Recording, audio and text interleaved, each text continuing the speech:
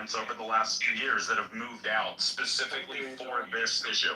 Do you think your area, I mean, the school board in the Monterey area is woke, or, I mean, because I think Yeah. We only have no. That area is I don't know, some of it.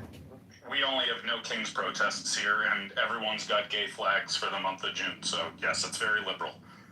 So wait, what's wrong with having drag queens read to your children? You know, it's a solid question.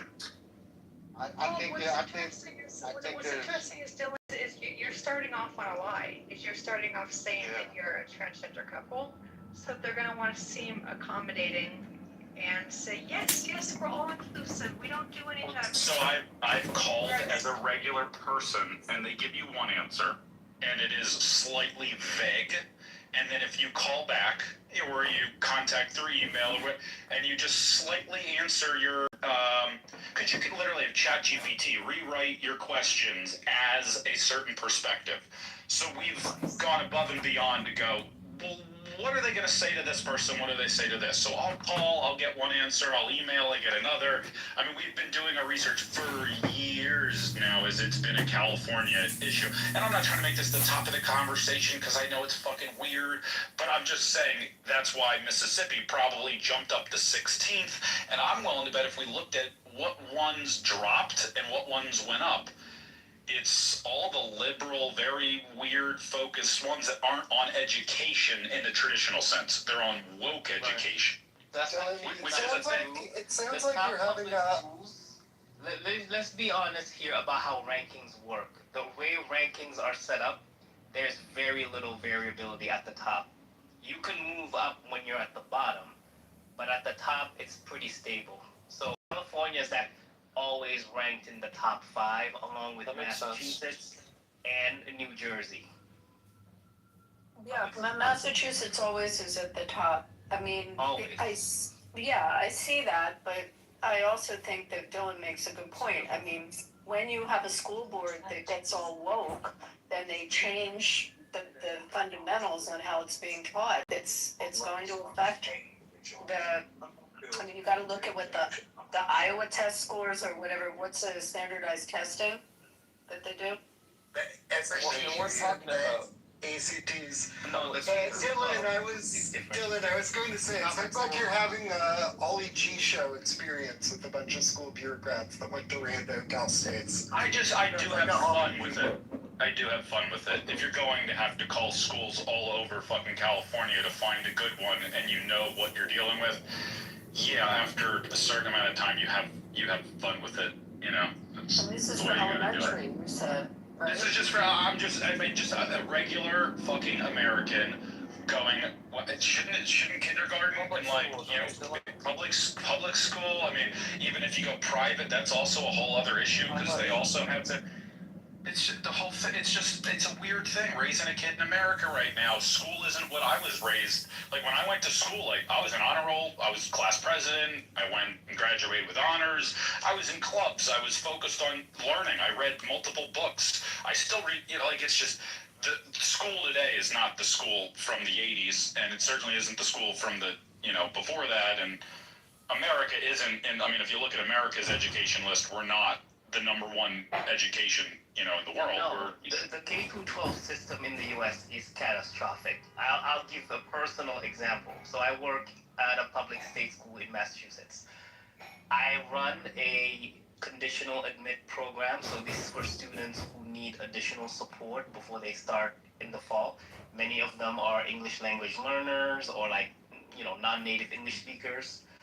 Many of them are recent immigrants, etc.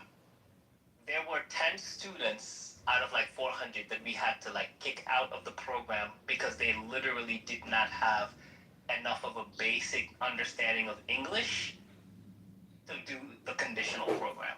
Like we had to literally say, sorry, you can't do that. To me, that was scary because I'm like, you're about to start college, meaning you graduated high school. How did you graduate high school not speaking English?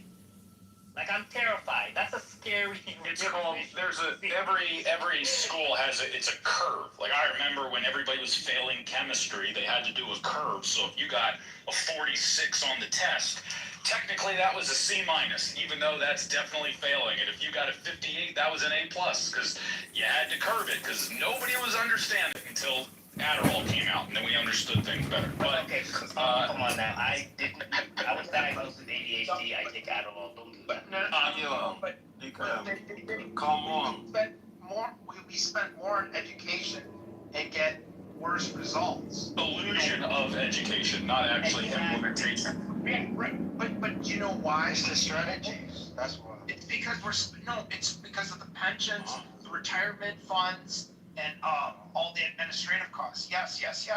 Kids are smarter nowadays. Young No, kids are no, getting no, smarter. they're not. No, They're not they're smart not. at all. They The can't reason why read. they're not Guys, smart. you're almost right. No. They're not. It's You guys are because biased. pensions got stolen from Wall Street. No, you don't understand how bad this pension crisis is. I'm an accountant. I used to audit pension plans of this shit.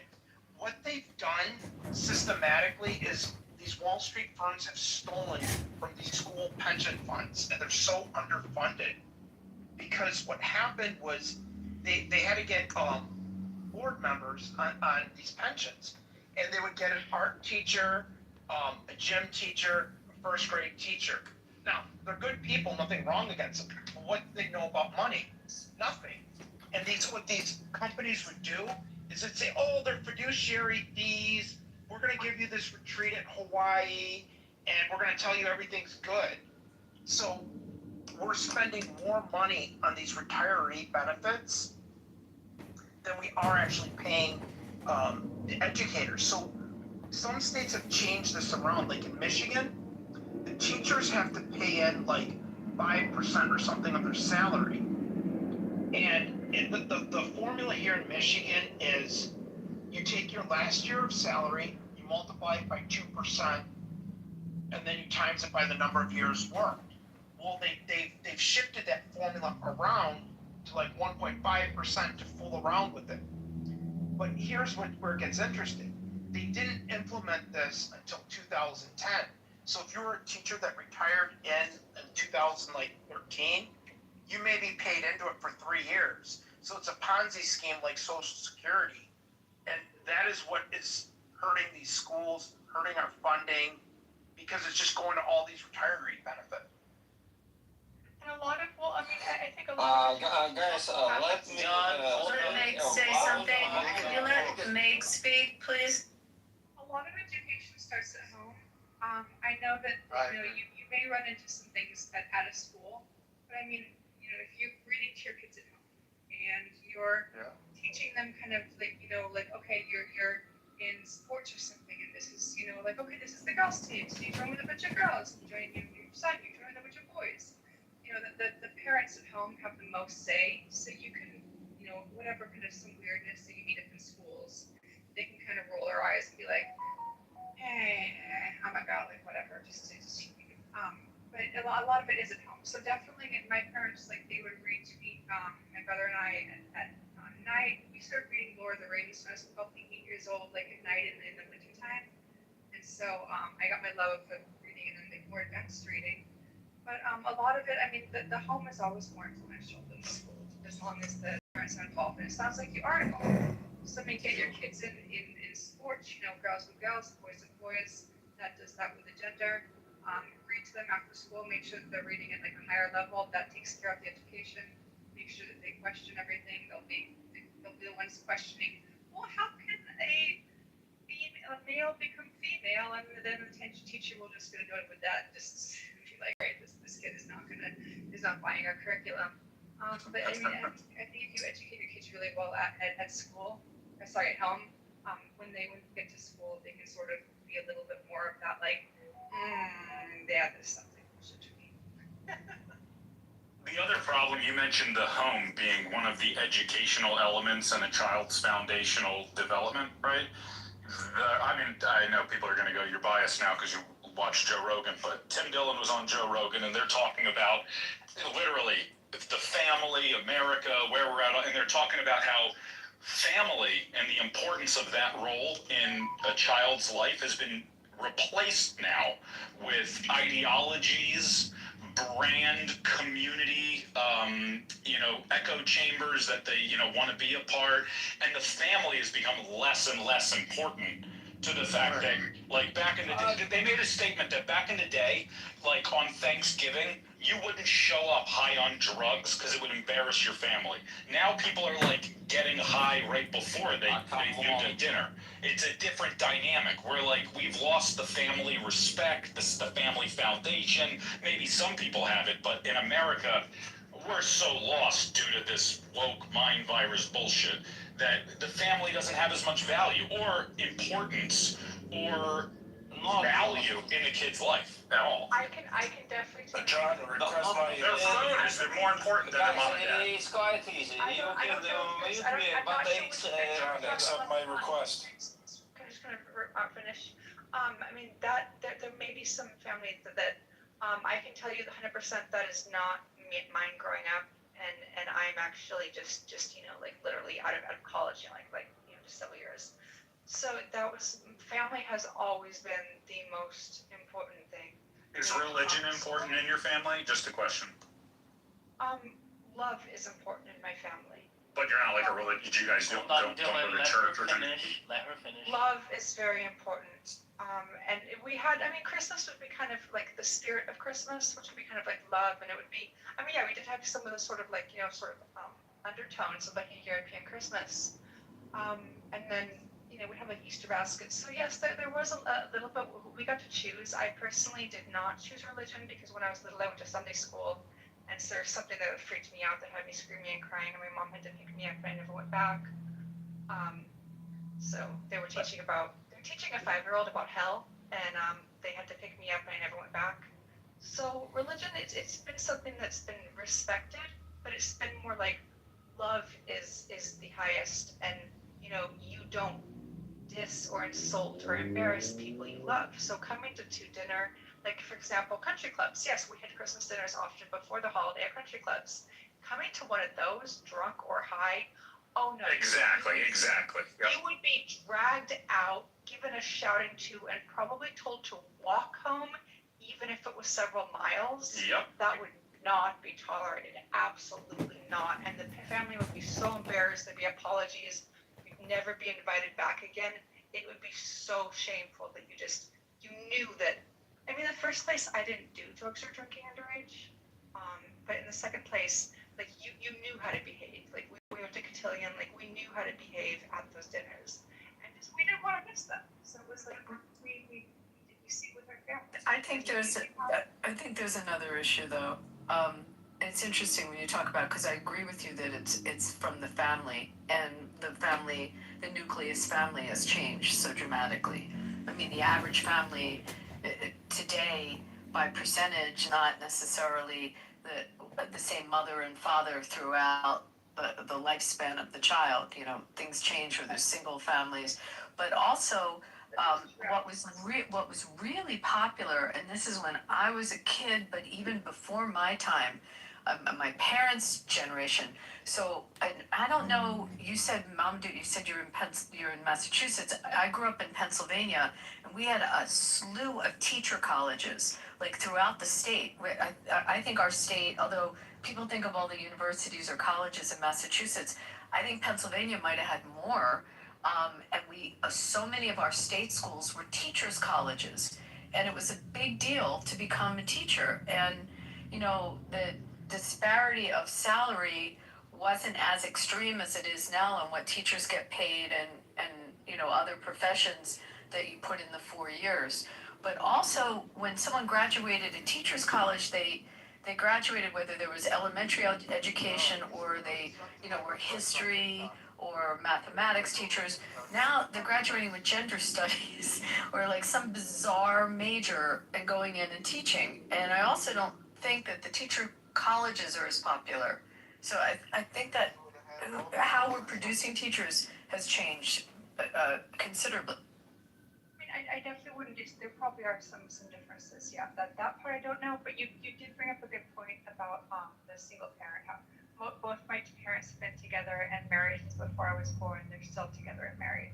So But that's not the norm. That is, yeah, and sadly that is becoming less and less frequent. And I think, Abby, that does have a lot to do with it, is I've had stable parents my entire life, but someone who has like a single parent, that is just going to be a very different experience. So that is one part I can't forget, and you brought up, which was, I think is really underlooked at. Like that, I think the amount of effect it has on kids is so significant that people might actually consider, like, not I don't know, not divorce as a means of divorce, but just putting more value on that. There's probably some statistic, Dylan left, but it is good with looking these things up. But there's probably some statistic on, if you look at the nucleus of the family, pick a decade, whether you look at the 50s or the 60s, things started to change.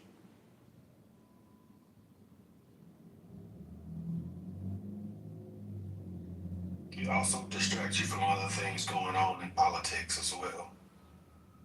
Nuh-uh. Oh, yes, it does.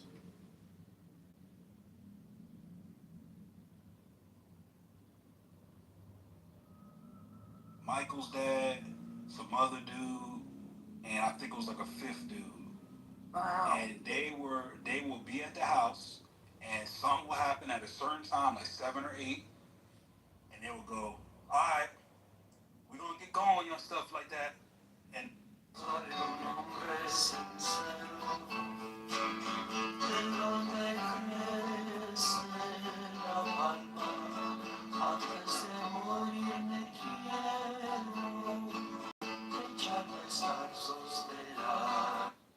easier to decipher. It probably is when niggas see, niggas with dyed hair, and they're just like, oh, this is. Yeah, they see a 19-year-old kid rapping, Steve. Yeah, it's like, cause everything I just talked about, like G-Funk and like Miami bass or like jazz rap, all of this has some type of history. Airplanes that are based there, then those airplanes need mechanical inspection every year, maybe every 100 hours. They have repairs periodically, and capturing the revenue from the airport means that there's a mechanic on the airport that can do that work. I see what you're saying. So capturing the value of certain services that tend to go along with having aircraft in an airport. Fuel sales. There's all kinds of ways to lose out on the revenue of the airport.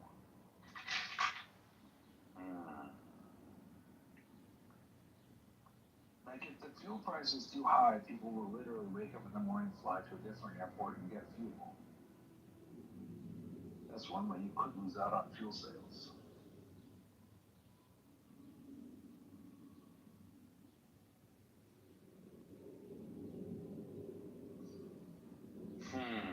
Wait.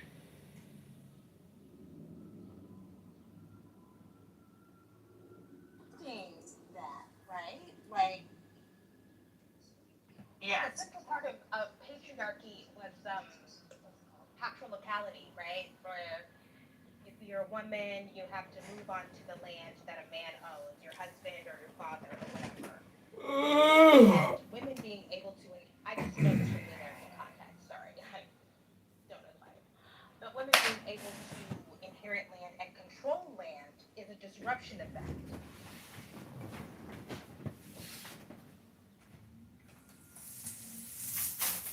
That's why the Women's Property Acts are such a big deal in the early 19th century in the United States.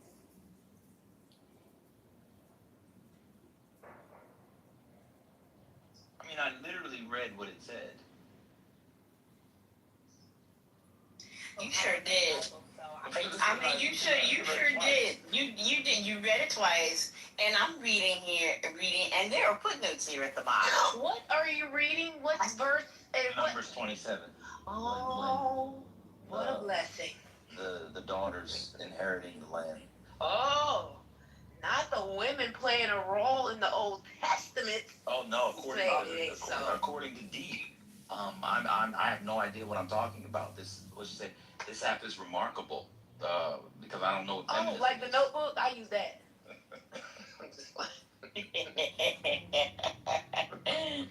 Wait, I'm being serious. I did hear the conversation. I'm not trying to stir trouble. I just know that these conversations end badly, so I'm trying to bring a little humor and light. But, you know, my general takeaway from the Old Testament is, I've said this before, so y'all have heard it before, but, you know, matriarchs, patriarchs.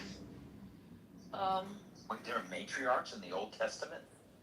We, indeed. Say it ain't so.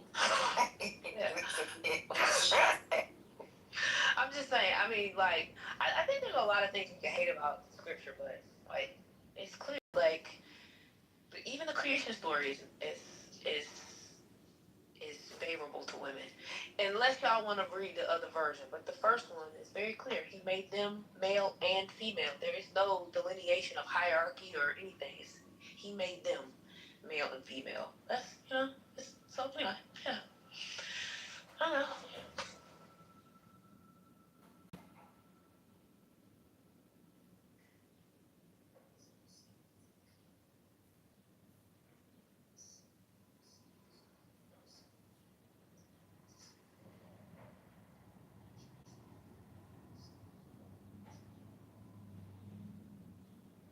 What's First Lady's take? That's who we need to hear from. Who I need to hear from. She thought I was, she didn't think it was feminist. Oh, okay. I mean, I don't know about feminists, but, you know, I'm just saying, like, I feel like it's not totally restricted to women either. Right. There is a sense of fairness. Or there's a sense of understanding that, like, the blessing of the so right, we've established the people, right? So so Israel now has it doesn't matter the gender of the person by which God uses. And it actually doesn't matter the character in some instance of the people that God uses. God can still, because God is providential, you know, God can use, I'm trying not to use pronouns of God, but, you know, God can use anyone, including a woman.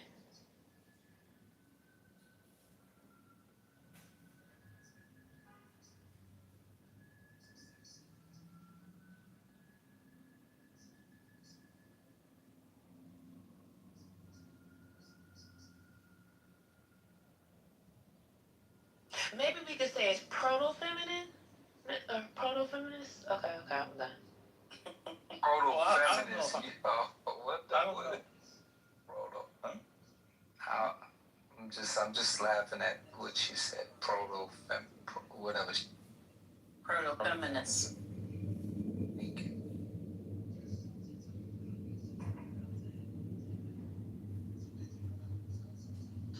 Maybe. Wait, Deep, you should come up. I have no idea what you're saying. Like, a lot of jurisprudence in the Western world is based off of these, quote, fake fictional stories. Like, these things actually matter because laws. Anyway, I guess that's where you're a scientist. You don't believe fictional things matter in the world, no culture, not y'all's data sets. I'm not saying it's feminism, it's a feminist act. If you change inheritance laws in a deeply patriarchal society for women to be able to inherit property over men, that's the other part, over men. I don't know, that seems like a pretty big deal to me. I think it is, especially when the five daughters said, well, wait a minute, hold up here. Wait. You mean to tell us that our father died and you're not going to pass the land over to us? We're his daughters. You have to correct this. Somewhere along the line, a law has to be established to change this. And fortunately did for them, Moses listened to them and took it to the Lord. And the Lord said, yeah, that's right. Has to go to the daughters. That's what it says. I mean, I'm paraphrasing it because I'm not reading it word for word, but yeah, I mean, I think it's important to note how they were thinking when they were creating laws. And here's this new problem. We hadn't had this before. It usually passed down to the sons or whatever. And now we have daughters. What do we do? And the Lord said you're going to have to create a law saying the daughters, the land is supposed to pass to them. Does that make sense, Steve? What's interesting about it is, if you know how it works, it actually created a legal precedent. That's exactly right. Whereby subsequent women were able to appeal to hold property and so forth and so on. Right. Like, okay. Yeah, it's only feminism if Alice Walker did it, I guess. Oh boy, okay.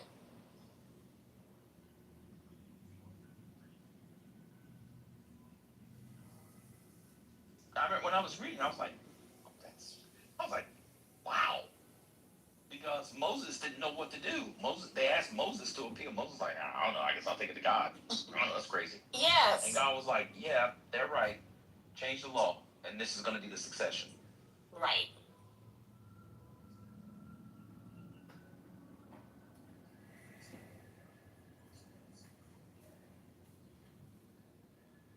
I mean, if this is not feminist, I will sojourn it. Well, let me mute out because these are the kinds of things that sojourner truth. Yeah.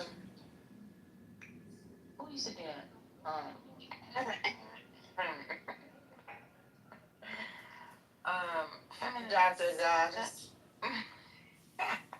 Who said that? Feminism is a range of social, political movements and ideologies that aim to define and establish the political, economic, personal, and social equality of the sexes.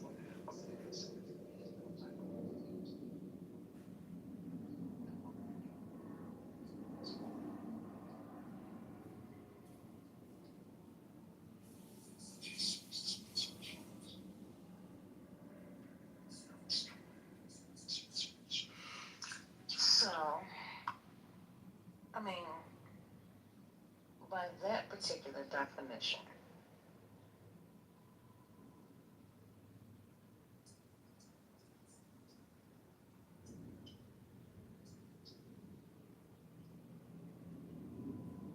I can see, how one could possibly say that. But the word feminism in today's society is such, negative. For some. Yeah, for some, but I just, that's just not the word I would have used. Because in my mind, it was more of reasoning, not necessarily about the women and trying to give them rights, but more so like it doesn't make sense. If why wouldn't they be inherited to their father's land just because their father didn't have a son? Because they're women. No.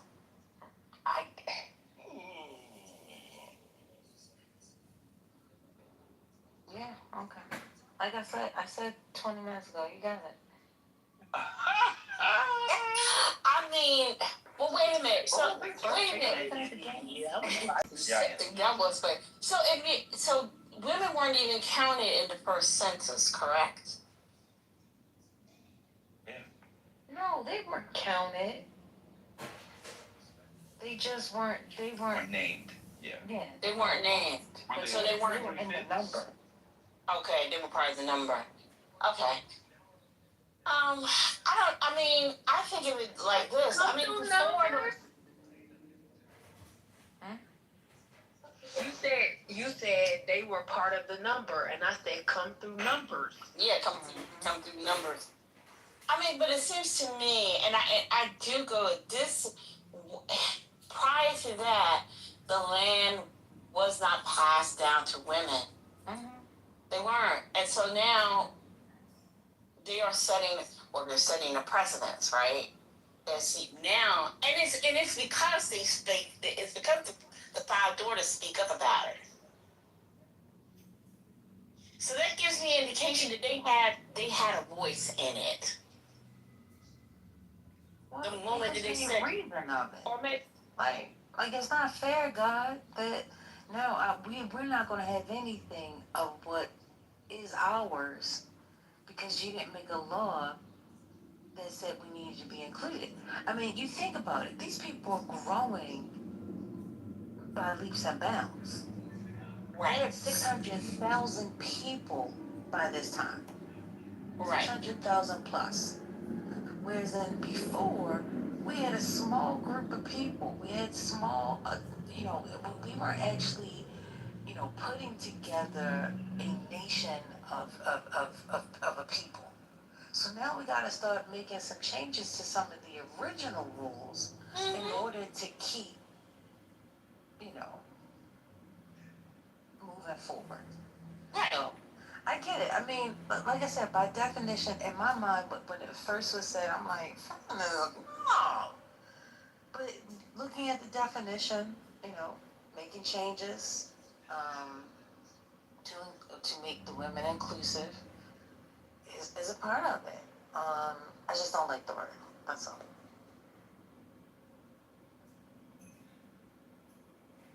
I mean, we could use what your mama suggests, which is proto-feminist.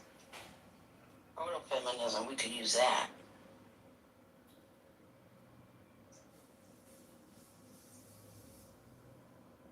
I mean, it strikes me that it's the ancient world. Right. And something that is feminine, like the terms of feminism should be contextualized. And so, nobody would say, like, when people talk about the various waves of feminism, the various waves of feminism are contextualized. Why wouldn't we contextualize this act?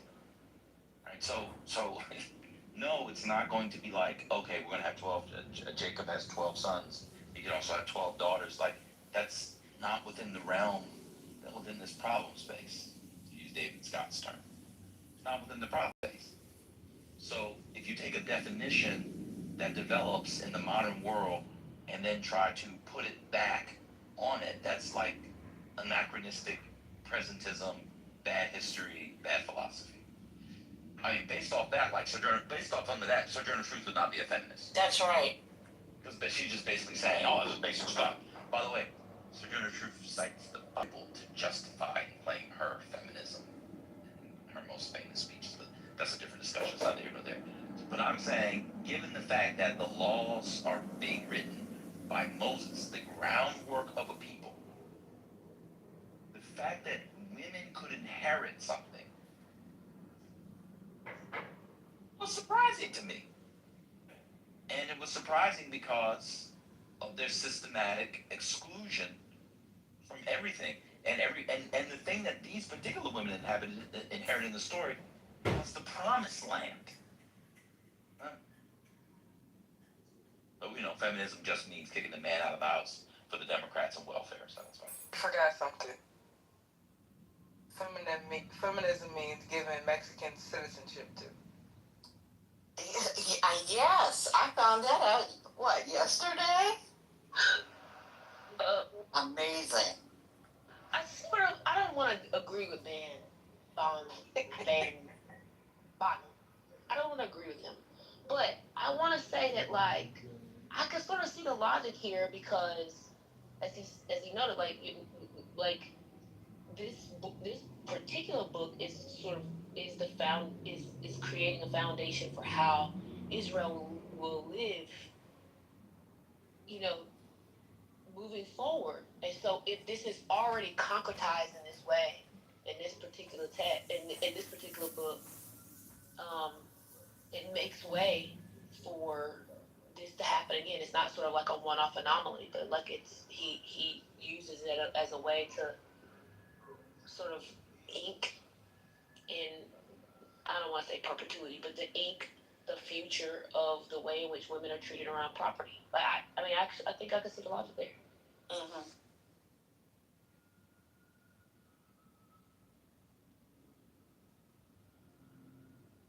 And I get about the instruction of marriage. I think that's maybe we should. Yeah, I don't want to get into a debate with anybody, but like I would see sort of like the marriage piece as sort of separate from the property piece, even though like it's sort of a condition to the property. Like there's a whole thing about marriage that because what I'm saying is like there's a whole thing about marriage that like if we wanted to sort of like go deeper with the marriage piece, we should. But like I think that doesn't negate from sort of this first piece on the property.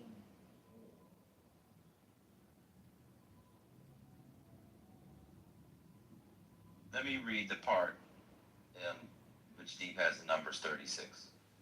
The family heads of the clan of Gilead, son of Machir, the son of Manasseh. Manasseh is one of Joseph's, who are from the clans of the descendants of Joseph, came and spoke before Moses and the leaders, the heads of the Israelite families. They said, quote, when the Lord commanded my Lord to give the land as an inheritance to the Israelites by lot, he ordered you to give the inheritance of our brother Zelophehad to his daughters. Now suppose they marry men from other Israelite tribes, then their inheritance will be taken from our ancestral inheritance and added to the tribe they marry into. And so part of the inheritance allotted to us will be taken away. When the year of Jubilee for the Israelites comes, their inheritance will be added to that of the tribe into which they marry, and their property will be taken from their tribal inheritance of our ancestors. Then the Lord's man Moses gave this word to the Israelites. What the tribe of the descendants of Joseph is saying is right. This is what the Lord commands for Zelophehad's daughters. They may marry anyone they please as long as they marry within their father's tribal clan. No inheritance in Israel is to pass from one tribe to another, for every Israelite shall keep the tribal inheritance of their ancestors. Every daughter who inherits land in any Israelite tribe must marry someone in her father's tribal clan, that every Israelite will possess the inheritance of their ancestors. No inheritance may pass from one tribe to another, for each Israelite tribe is to keep the land it inherits. So Zelophehad's daughters did as the Lord commanded Moses. The daughters married their cousins on their father's side. They married the clans of Manasseh, son of Joseph. So, yeah, that's the same law that everybody had.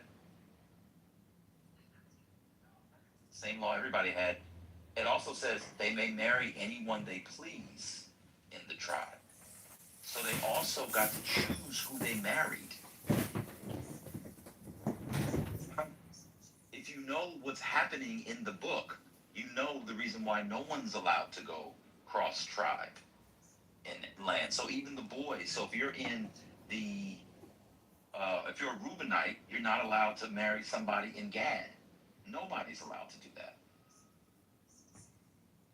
There's no free choice. There's God. Right. Oh my God, she's talking about free choice. It's not 2025. It's hard to have a conversation with somebody in the chat. That's the other thing. But I mean, and here's the thing, it really doesn't interfere with the law that was already established that women can still inherit. 100%. Really? Yeah. And in fact, what happens in Jewish law going forward is that on a range of issues with this as precedent, I looked it up in the Talmud, women became equal to sons on lots of things, including land inheritance. It's actually a major precedent in Jewish law. But again, if you don't do what people did in 2020, it's not feminism. Feminism is only what we think it is. These things ain't star-sized. We'll get to the Book of Esther later, Book of Ruth. Oh, don't let. They're really men. Maybe they were trans. Don't let. Don't let Spinoza come in here on Esther, okay? I'm just warn you now. You're not gonna. That's not gonna end well. I actually like the Book of Ruth. Naomi, where are you? I really gotta read that book one day. It's not that long of a book. Ain't never, y'all talk about, y'all never talk about poor Naomi. Never! Yes. Yes. And yeah, we should talk about Naomi. But I love Esther though. I know that it's not a real Purim is not a real holiday. For real. It's not a religious holiday, but her and Mordecai were nasty.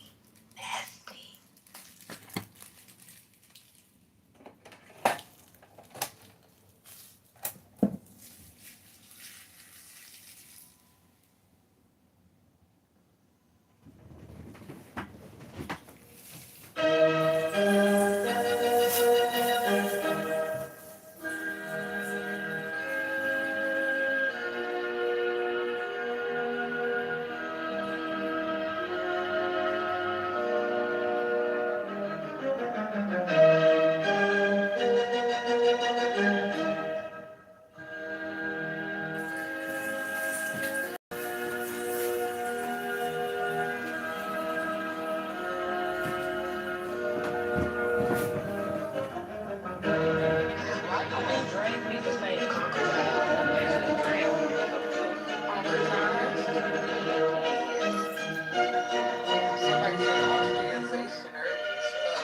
I thought it said, he said off. I didn't know what he said. I really didn't. I don't know. I didn't know. I was very confused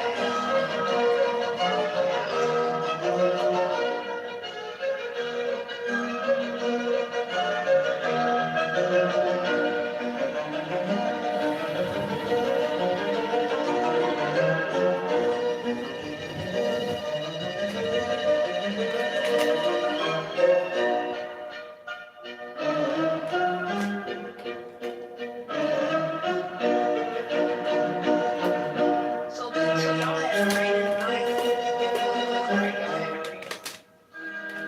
No, I don't know why you keep trying to sit there and hashtag his numbers.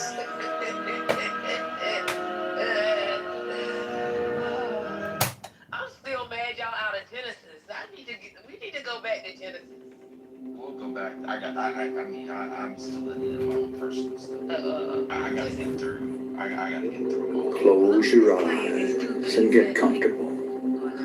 It's time to breathe deeply and relax completely.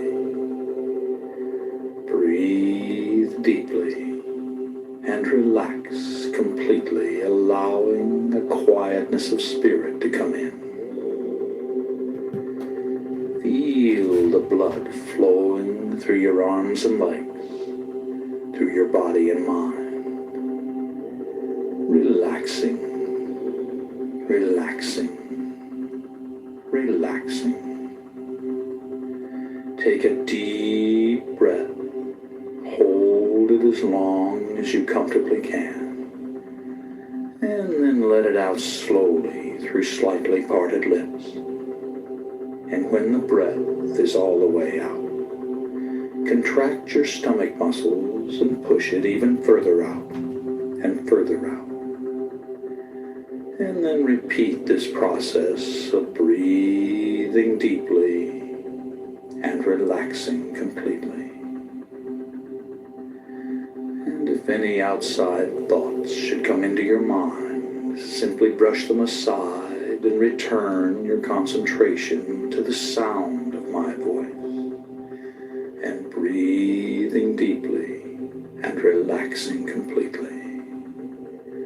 Breathing deeply and relaxing completely. And now use your imagination and feel your body relaxing one part at a time in response to my words.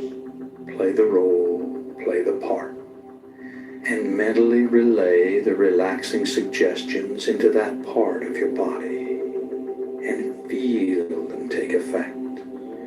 Feel your body relaxing, relaxing, relaxing. And the relaxing sensations are now coming into the toes of both of your feet at the same time. Moving moving right on down into your arches, into your heels, and on up into your ankles.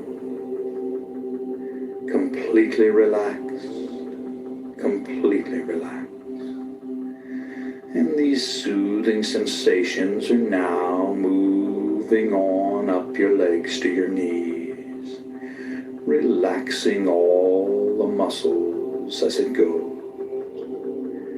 And on up your legs to your thighs and to your hips, just completely relaxing. And your full attention is on the sound of my voice as the relaxing sensations move into the fingers of both of your hands, relaxing your hands. And it now moves on up into your forearms, relaxing your forearms, and on up into your upper arms, relaxing your upper arms. And your fingers and hands and forearms and upper arms are now just completely relaxed as the soothing sensations move on down into the base of your spine,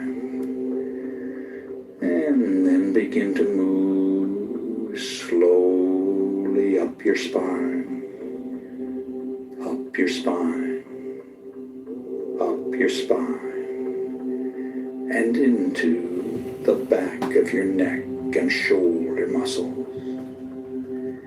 And the back of your neck and shoulder muscles are now loose and limp, loose and limp, just completely relaxed.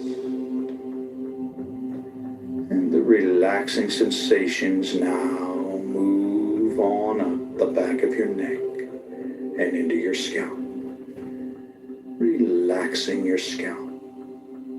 Feel your scalp relaxing, and feel the relaxing sensations flow down into your facial muscles, relaxing your facial muscles, just completely relaxing your facial muscles. Allow a little space between your teeth, and your jaw is relaxed.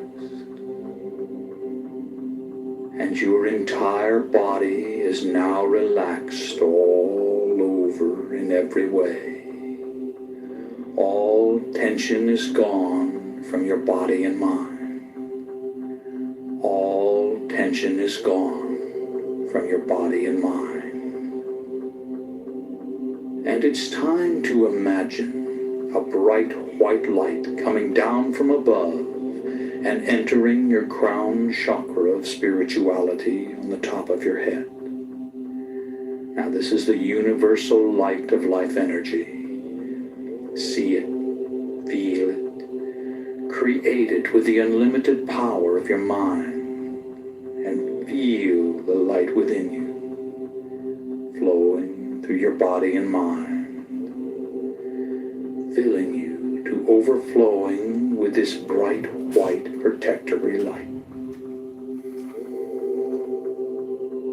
And now, this is John Kitover, Chicago mayoral candidate in the February 23rd, 2027 election to defeat the communist, liberal, progressive, pluralist, feminist, LGBTQ, vaccinologist, and bike lane liar and thief, Brandon Johnson. Like, share, subscribe this video, and together we will liberate Chicago. Vividly imagine the light concentrating around your heart area, and visualize it emerging from your heart area to totally surround your body with a protectory aura of bright white God light. And as you continue to listen to the sound of my voice, vividly imagine yourself in a situation in which you were going down, down, down, deeper and deeper down, as I count backwards from 7 to 1. Number 7, deeper, deeper, deeper, down, down, down. Number 6, deeper, deeper, deeper, down, down, down. Number 5, deeper, deeper, deeper, down, down, down. Number 4, deeper, deeper, deeper, down, down, down. Number 3, deeper, deeper, deeper, down, down, down. Number 2, deeper, deeper, deeper, down, down, down. Number 1. And you're now very, very deep. And you feel deep. But let's go down even deeper, even deeper, even deeper. Number 7, deeper, deeper, deeper, down, down, down. Number 6, deeper, deeper, deeper, down, down, down. Number 5, deeper, deeper, deeper, down, down, down. Number 4, deeper, deeper, deeper, down, down, down. Number 3, deeper, deeper, deeper, down, down, down. Number. This is a message to concerned Chicago homeowners who have seen their property tax bill raise 100% up to 300%. I read an article in the Sun-Times about a family that owns a house in Lincoln Park. They were paying $8,000, $7,000, $12,000. Now they're paying assessed $40,000 a year in property taxes. So home ownership is not affordable. Affordability is a scam. If you're looking for a libertarian candidate to help you liberate Chicago, you need to vote for me, John Kitover. So like, share, subscribe. And together we will defeat the parasite, the communist, the thief, the liar, the fraud, the criminal, the scammer, Brandon Johnson, who is passing out billions of dollars. The city is $90 billion in debt, paying $175 million a month in interest. If the stock market crashes and the pensions crash, the funding liability is still on you. It all comes down to the homeowners getting screwed. The CTU is a parasite, RICO, communist, fascist, terrorist organization. Stacey gave us dates as a liar. She could barely read. And she's educating our students where only 20% of high school graduates can read English? Hello? 2, deeper, deeper, deeper, down, down, down. Number 1. And you're now relaxed and at ease and at peace, in a relaxing, altered state of consciousness. And each and every time you alter consciousness, you will go deeper than the time before. until you've reached your natural level, which can be maintained by using this technique several times a week. Now, if at any time you feel uncomfortable in any way, all you have to do to awaken is to mentally count yourself up. So you're in control. You can awaken at any time you desire to do so. And you're now relaxed and at ease. Quietness of spirit.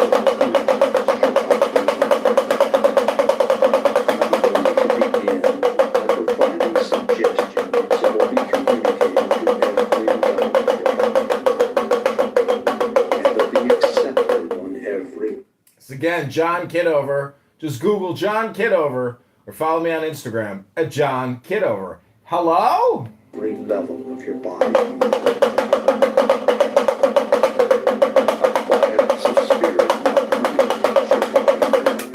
This is a message to concerned You Chicago release all tension created by stored up energy within your nervous system.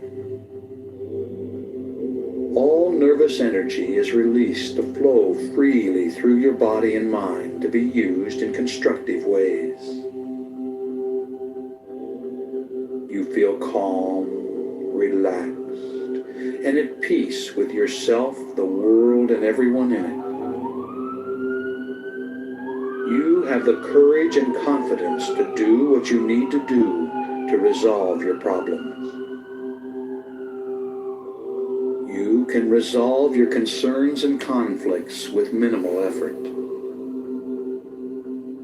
You accept the things you cannot change, and you change the things you can.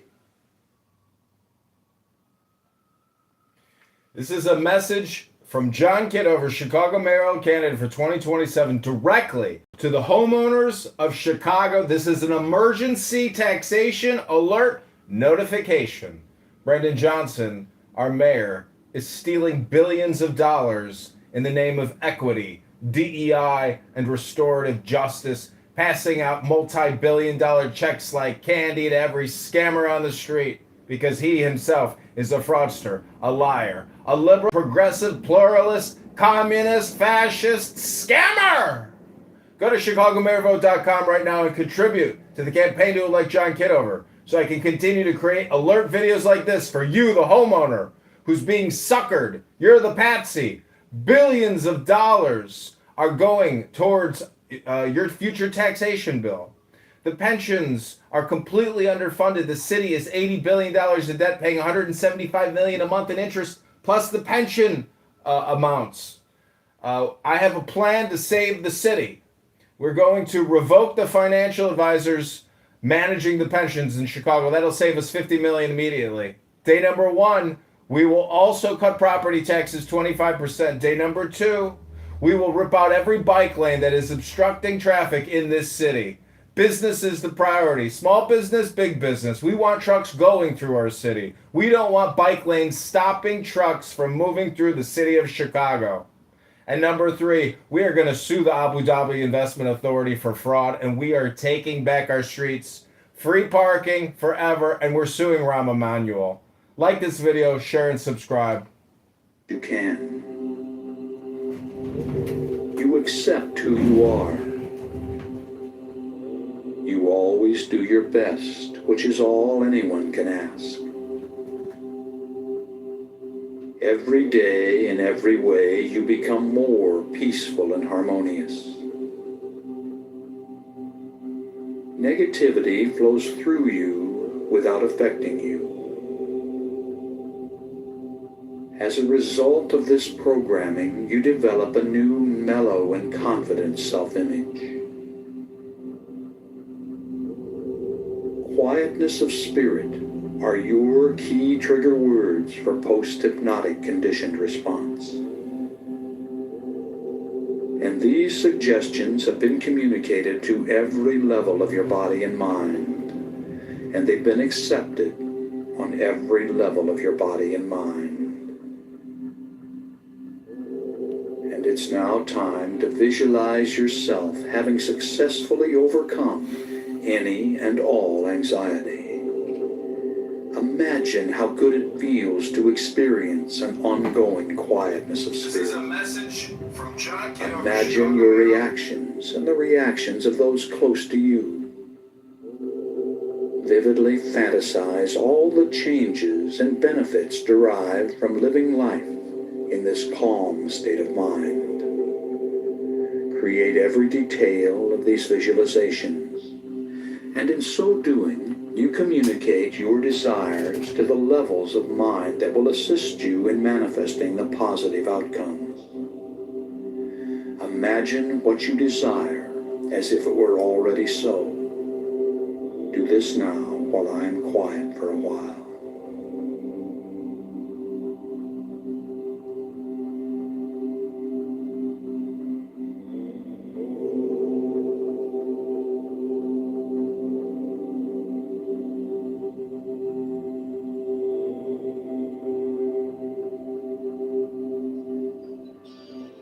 Is the prince priest?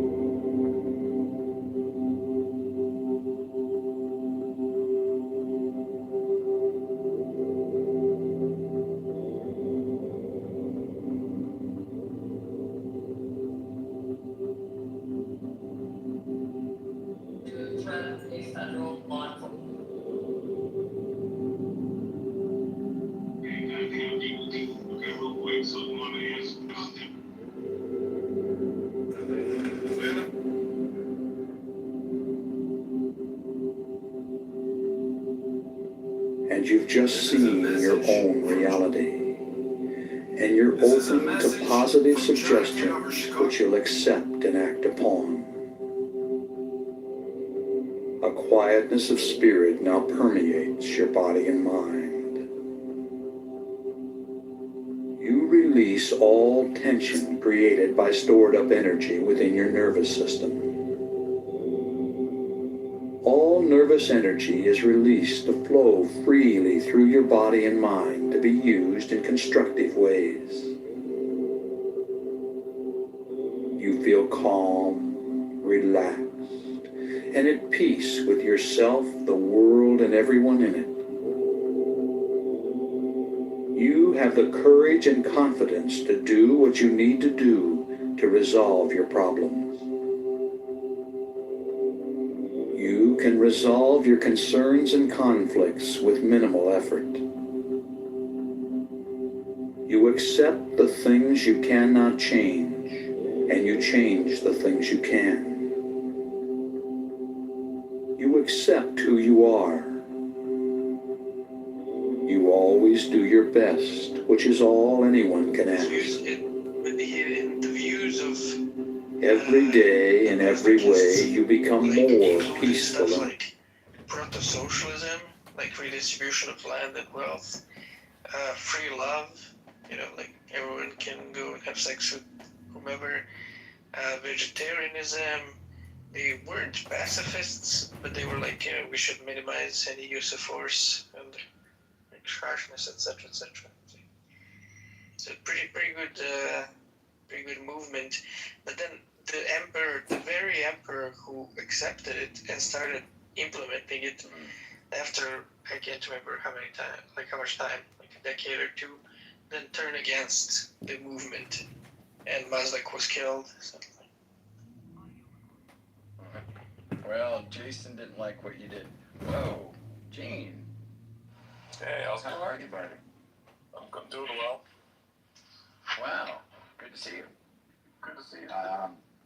Yeah, for sure. For those that don't know, this is Dan Linford. He's distinguished. And really knows a few things, knows a thing or two. You guys Not really. I wanted to do some debates. I had an exchange with Philip Trump for a Q&A session that,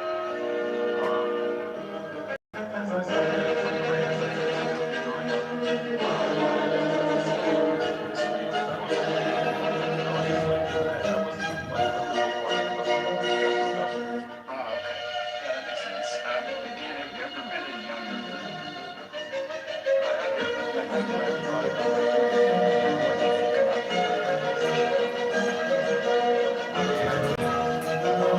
limited by the last 200 years of science. So it's not like Wait a minute. If there's only been 200 years of science, that means that it's pretty young. Well, science may be young, it doesn't mean the Earth is young. Now it just sounds like extra cool. Yeah, well, real quick, Justin, are you there? Justin. Let's see if Justin comes to the mic. It seems that there was some statistical breakdown if you believe in like globe Earth, like only for an old Earth for like only 200 years. Oh yeah, I mean so. The young Earth for many centuries. Because some statistical breakdown, it's like more likely that it's young. Fine. I don't know what the statistical breakdown is that you're referring to. Yeah, I didn't get that either. I didn't get that either. Maybe he's making a joke. I don't know. Justin, are you not able to speak?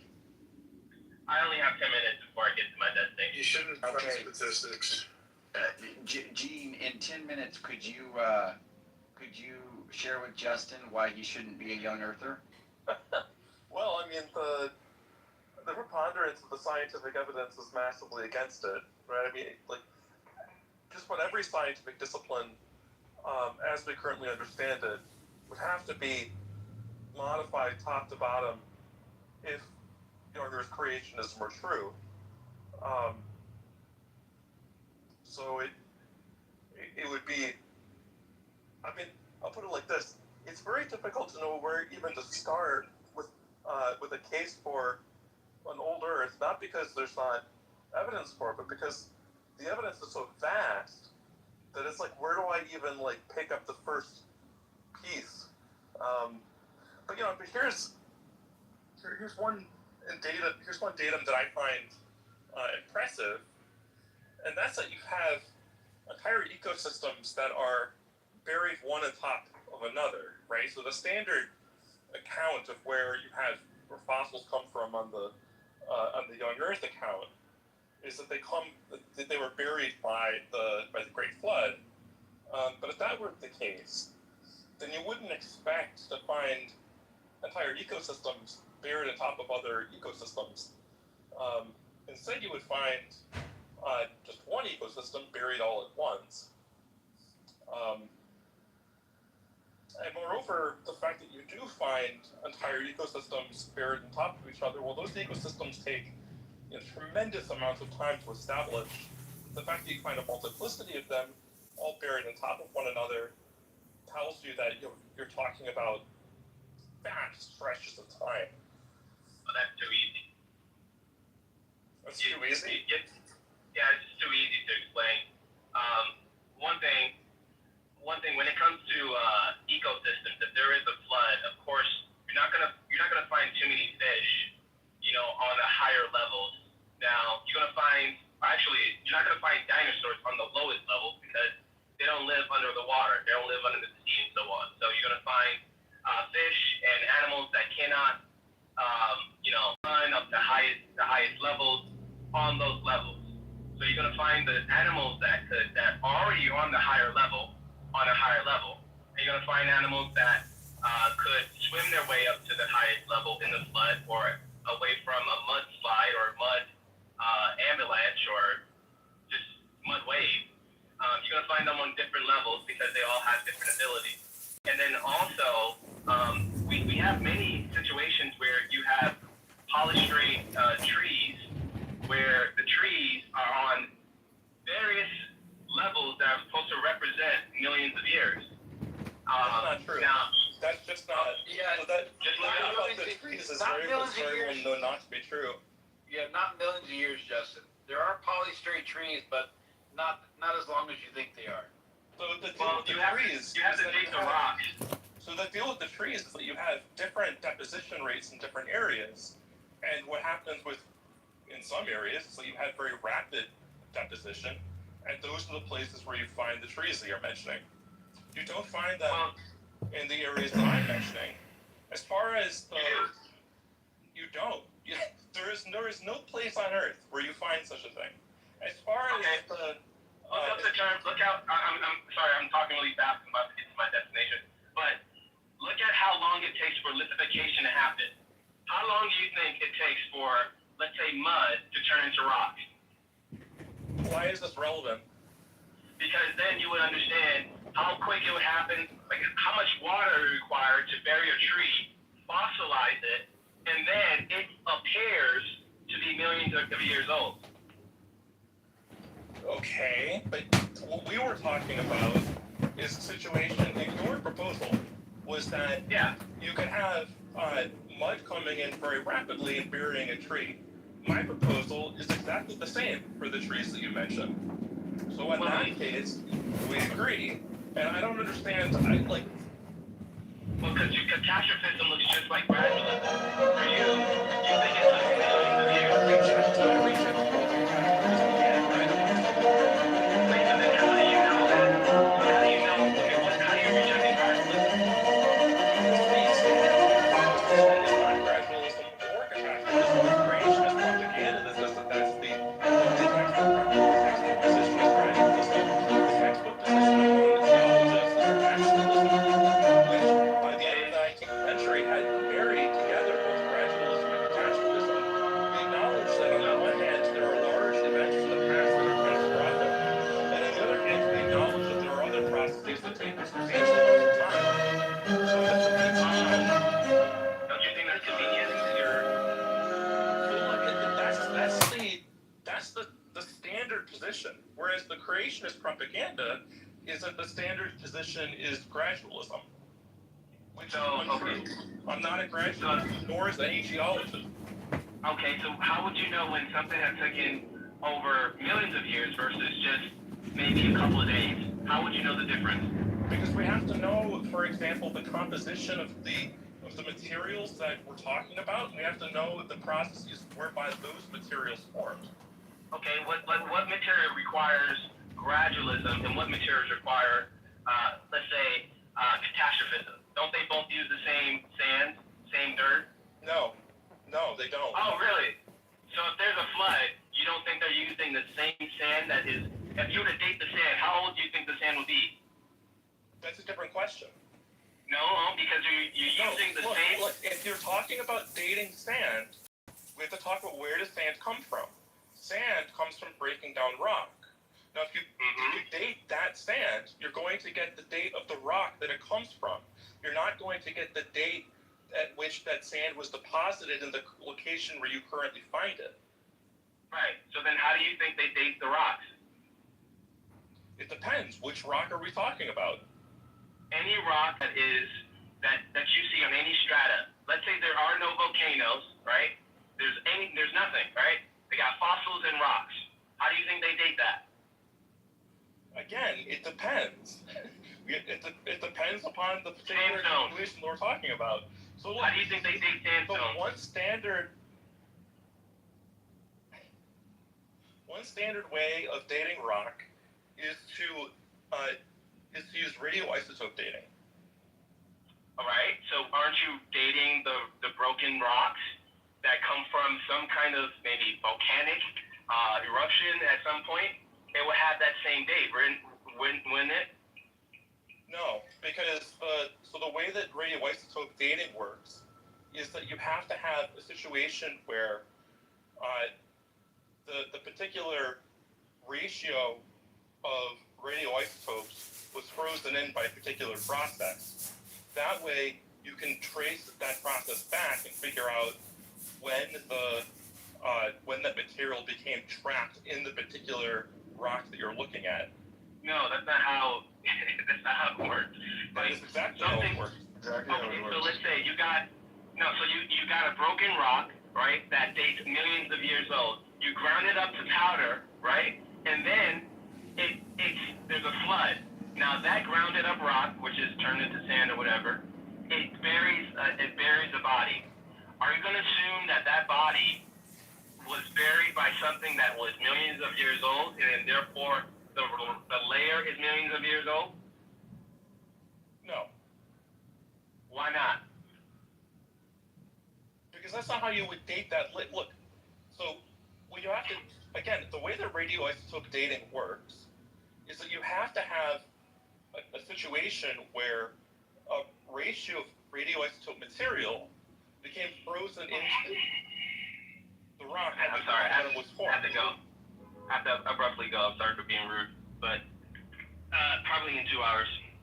All right, we can pick this up another time. Carbon, I think with carbon, does it have to get trapped, or is it just the fact that like the there's a predictable amount of carbon at the moment of death, right? So the reason that there's a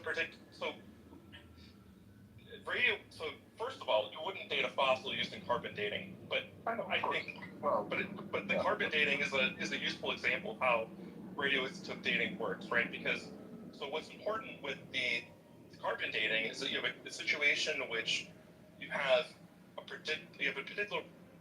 predictable ratio of radiocarbon in an organism at the time of its death, because it's been exchanging carbon dioxide with its environment over its life.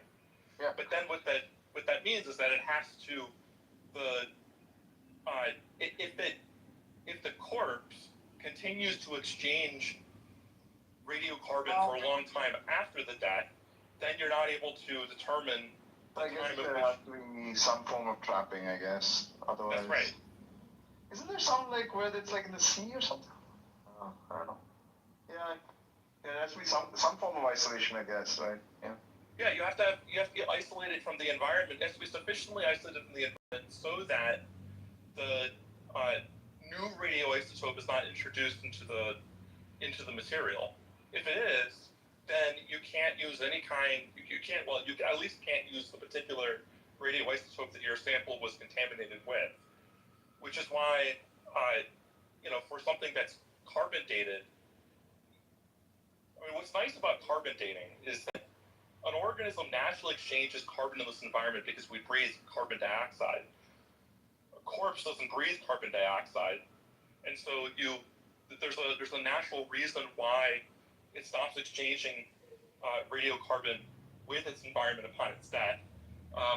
If you could conjure up some process whereby the corpse continues to exchange radiocarbon with the environment for thousands of years after this thing dies, then you wouldn't be able to use carbon dating. There's also, if I remember right, some complication with coastal organisms or something. Like there's some extra correction factors or something. That might be, but it sounds like, I mean, mainstream scientists have a long list of documented cases in which radioisotope dating is expected to work in cases in which it's not. Right. And then the way that we date strata is not by dating every single material within that strata, rather, or at least not using radioisotope dating. Rather, you have index rocks and index fossils by which you date particular layers. So you might use uranium dating for a particular layer to get an age for that layer, and then you know that all the material that you find in that layer was laid down at the same time. This was approximately the same date. Yeah. The thing is, right, I've had this conversation, versions of this conversation with Justin quite a few times. And the thing is, he'll always dig up some counterexample, right, which is typically explained by some, relatively rare process, right, that contaminates the sample or just some unique chemistry or something.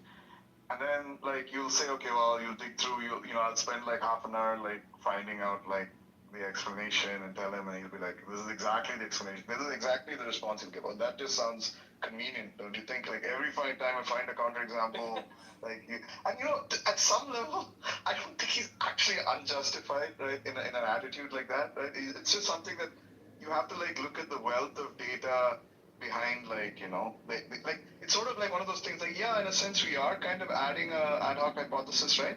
But then we're supporting it independently with a number of observations, the total evidential weight of the whole theory plus minus the penalty for adding Right. on. Look, I mean, you could look at it as ad hoc, but really what's going on is something that's very standard in science. You're doing is you're adding auxiliary hypotheses. That's what I meant. Sorry. And that's what I meant. Auxiliary hypotheses. Yeah.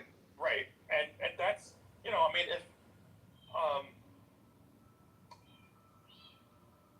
if someone comes along tomorrow and tells us that, oh, I made this measurement with, I mean, I'm making up this example, but they tell us, oh, they made this measurement with their telescope, and it makes it look like all the other planets in the solar system orbit the Earth.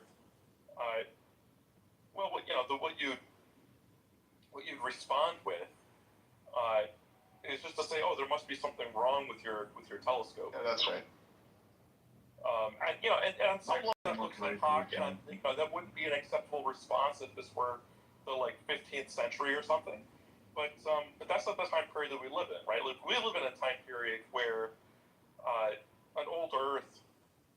I mean, look, Darwin doesn't publish on the Origin of Species until 1859, but already by the 1820s, the geological community had unanimously, or nearly unanimously, come to the conclusion of an old Earth.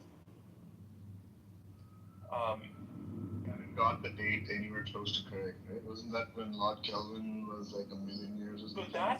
So Kelvin comes around in the late 19th century, and what goes on with Kelvin is that he's reacting against the scientific consensus of his time, right? So they already knew the Earth was much older than what Kelvin was saying, and in fact, the creationists of Kelvin's time, grabbed onto what Kelvin was saying. It was some time before that was eventually all settled out that people realized that the issue was that Kelvin hadn't taken into account the way that radioactive decay heats up the Earth. And so Kelvin thought that the Earth would have cooled much faster than it actually had.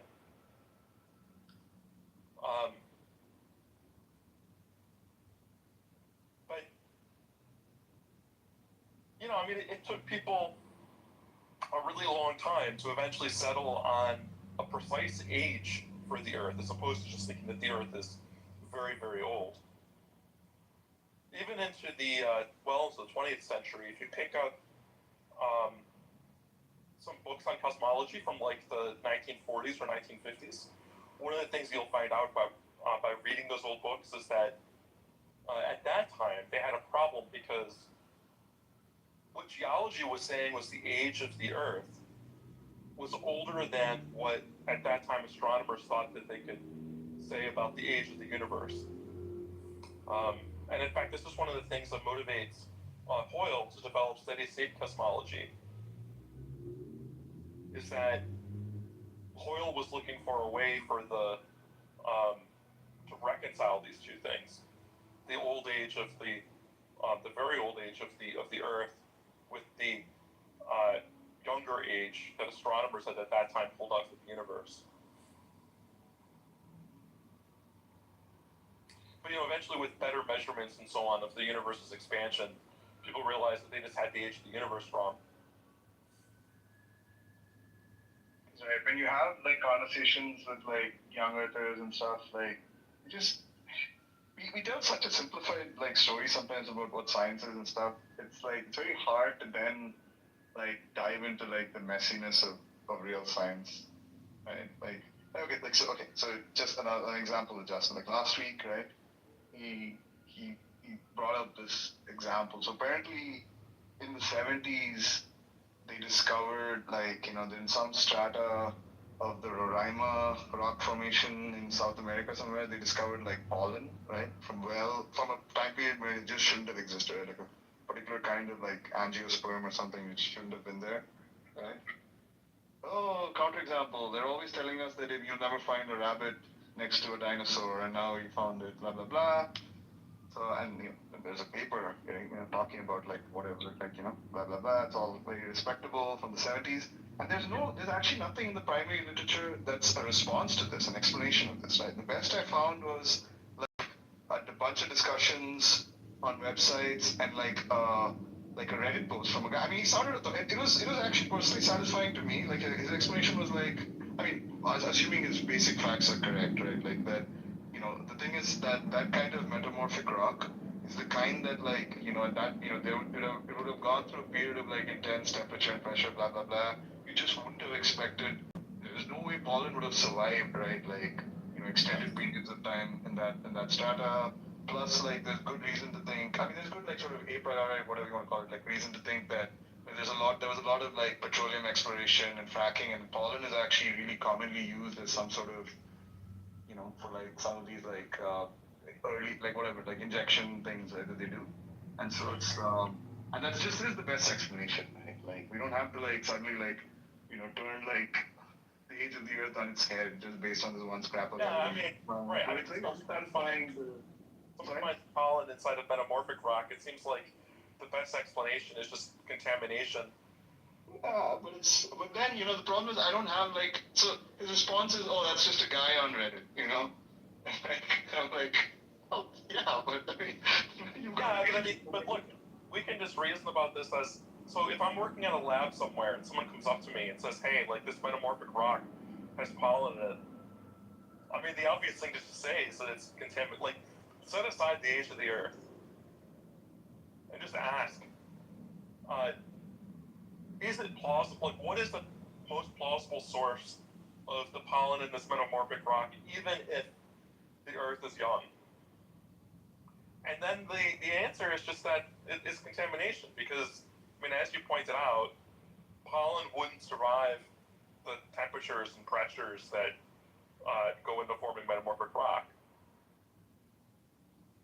I think once we know that, once we establish that, and remember, it's still a guy on Reddit saying it, right? So, I mean, if I was being adversarial, I'd be like, well, there's no reason to believe him.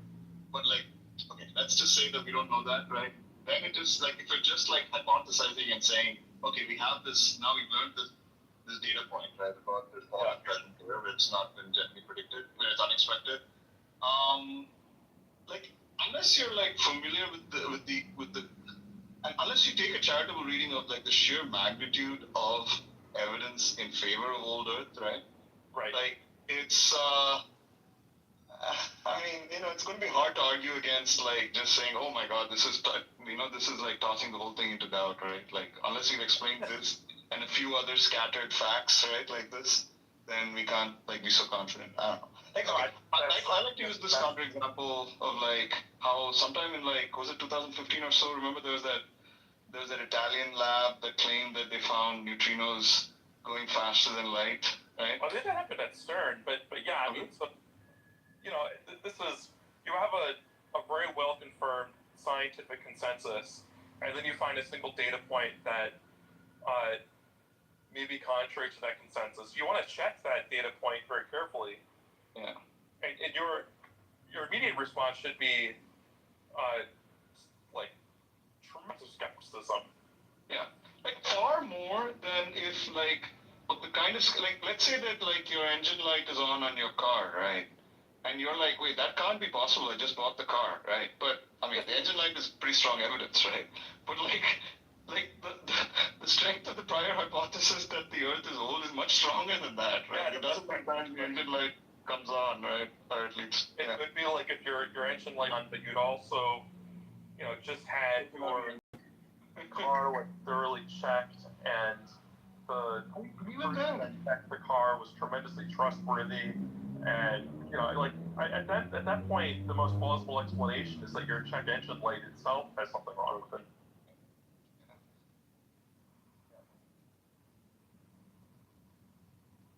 other example where he, like, I was talking about, explaining to him how, zircon, uranium, what is it? Uranium-lead dating is generally very reliable because the uranium is extracted from zircon crystals, which always reject lead when it's formed. So you know exactly how much it started with, blah, blah, blah. And then he went and found, I don't know how he did this, he went and found some paper on, like, some anomalous sample from Australia where, where the zircon dating was off.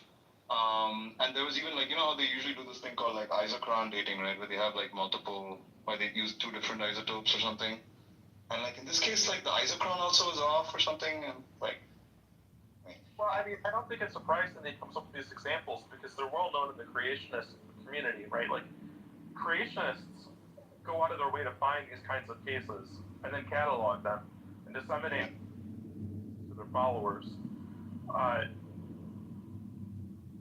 often they're things that are published in, they're more like relatively obscure. They might not be published in reputable journals.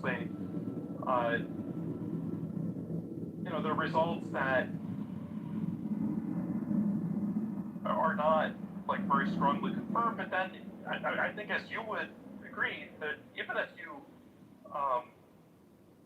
had this anomalous data, even if it checked out, it's unclear what it actually says, right? So suppose that you could somehow show that there were huge problems in the consensus position. I mean, that's been done before. But as I said earlier, in the 1940s, 1950s, there was a conflict between the dates that people were pulling out of astronomical data and the dates that people were pulling out of geology.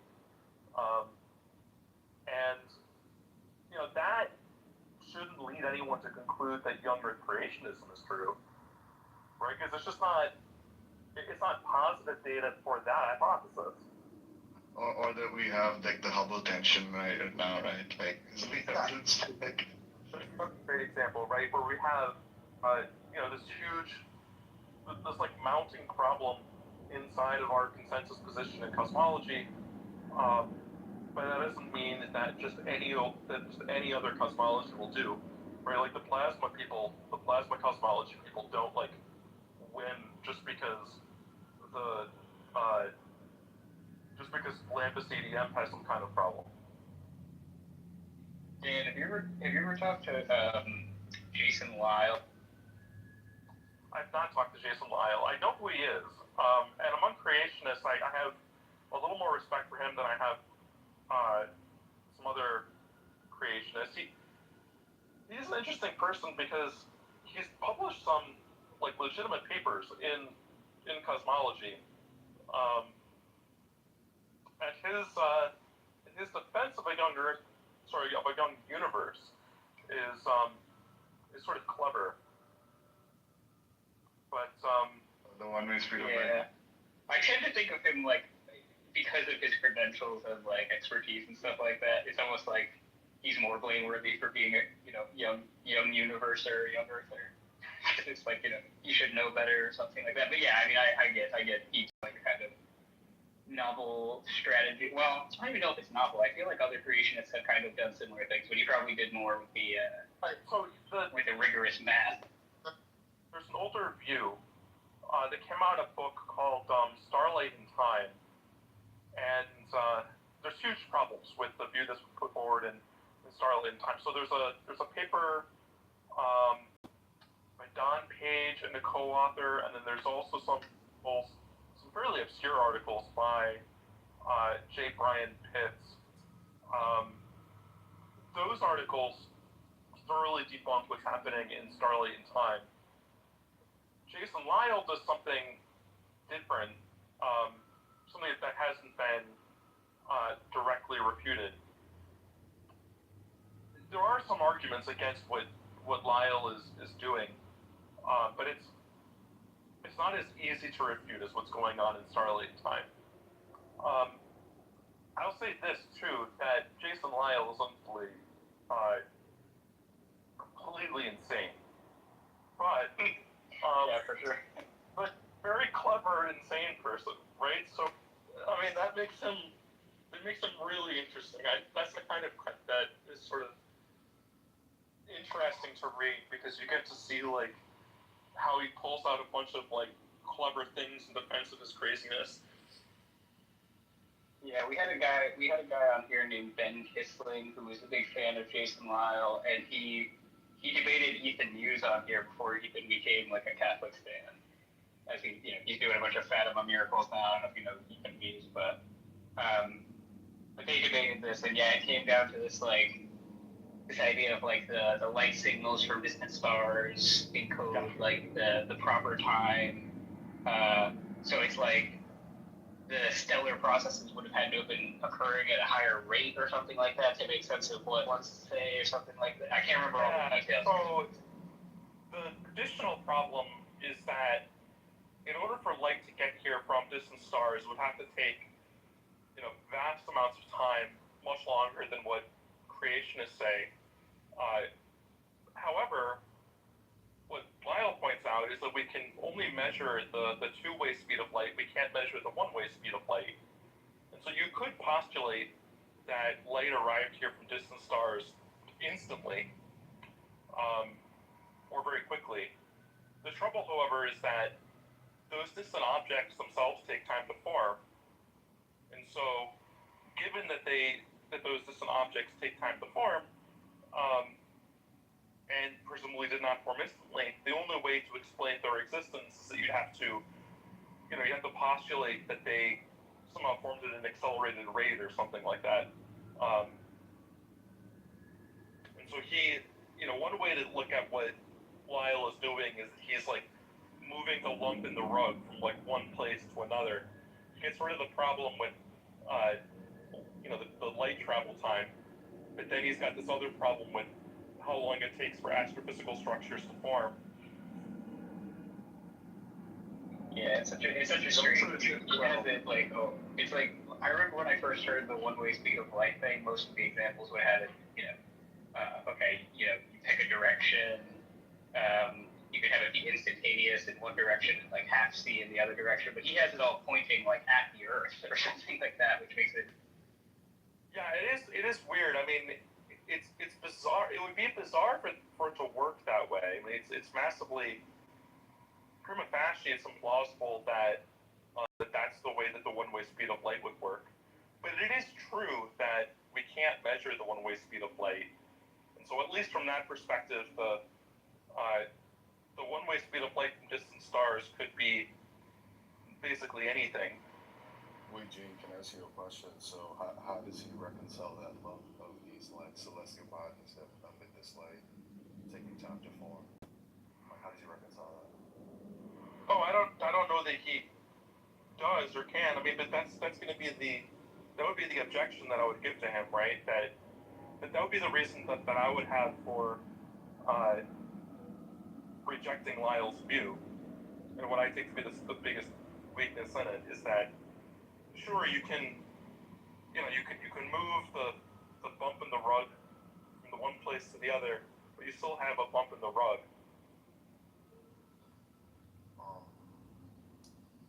I wanted to, is there any questions here? And like, Gene, so you guys can answer too, since you guys talk about this. It was a particular question on like, specifically about the Garden of Adam and Eve. What information do we have on like the animals that existed at that point in creation? Like, were these animals like, what was like the anatomy and physiology of these animals? Because I've been talking to a few of like my religious friends and we've been going back and forth on specifically about like God's morality. And then I had mentioned the point about like how could the creator be so good, but then he designs these animals, or the design of these animals resides in his intellect in such a way where as soon as the fall hits, these animals were excellent predatory machines, and in parallel, the herbivores and animals that are not predatory were perfect at combating these predators. And like the contention is like, how could the goodness be like observed in his nature, but he takes this action of producing perfect killers and perfect defenders of killers before the fall even occurred. Right. The creationists view that all the animals in the Garden of Eden were herbivores. Right? You've got like even rat like an running ant. around. Okay, Jimmy, like what about like an anteater, right? Yeah. It has like no mechanism to be a herbivore. Well, that's right. Well, I mean, it's also like what the hell would a tyrannosaur use the giant teeth for other than cutting meat? I gave a couple of them the example of like the anteater is built in such a way where it can kill like I don't know how many ants it can eat in a sitting, but it can kill like about a couple 100,000 ants like within a reasonable amount of time, within a a year, or perhaps even a month, right? But then like how's that reconciled? Like I don't know if you guys know any particular explanations on this, but I just feel like they can always appeal to like magic and supernatural nonsense. So it's kind of the way that the place that they go with like sharp-teethed animals is that they try to say that they were for like cutting into melons and so on, which I mean is just kind of dumb. But I don't, what the hell would what the hell would the anteater do? I mean, I think that's a great example because it's like, that's the first thing that came to my mind. Like the anteater, like it literally just destroys entire colonies within like. They do insinuate there's some kind of anatomical change happening because like the serpent is like cursed to crawl on its belly, so like presumably it was doing something else before it. Yeah, that's right, but that's the only one. And if you go to like the Creationism Museum in Kentucky, they've got their mock-ups of the dinosaurs that were supposedly in the Garden of Eden. Well, I'm sorry. Did you see the location so I can like Google this? So I can like look at what you're talking about. You said where? What's that? You said a particular museum in a place. Oh, yeah, Creationism, Kentucky. Okay, sorry, continue. And they've got like animatronic dinosaurs there, where those animatronic dinosaurs have, they've got like velociraptors or whatever in the Garden of Eden, and they're, like Jurassic Park style velociraptors. So they definitely have like sharp teeth, claws, and shit. And second question, because perhaps I'm just not educated. Like, so you guys are telling me that these animals, these creatures at the time, they had a form of metabolism. Like, is that okay to say? Because they were herbivores, right? So they were metabolizing herbs. Yeah, I mean, I think that's what they would say, right? I mean, I think, presumably the creationists would say that all these animals were herbivores and therefore were metabolizing plants. And do you think they could, like, Sully, do you think they can reconcile the idea of so, because I'm saying like biblical context that would support the claim that these animals changed in physiology? At least. Well, like I said, the only one you really have is the serpent being cursed to crawl on its belly, and so that kind of seems to imply it wasn't doing that before, and like whether it had legs or wings or whatever, like it's not, they don't tell you that, But I think from most of the Christians I've talked to who take this very seriously say that there was like a dramatic, change to the biosphere when the fall happened. So, like as far as I'm concerned, like kind of all bets are kind of just say whatever they want about this. Well, no, I mean the scripture says that all creation groans and it's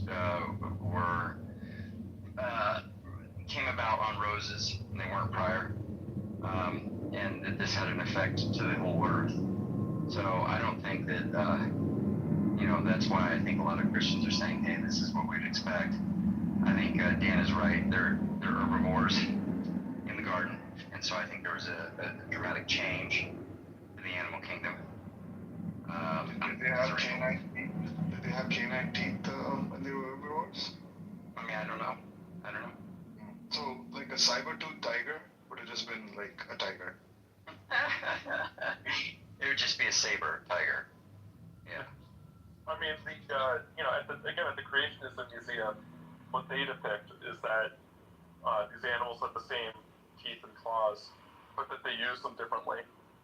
Of course, not all. I would expect that not all creationists would agree with what's depicted at the Creationist Museum, and there's certainly no scriptural support for either view. Right?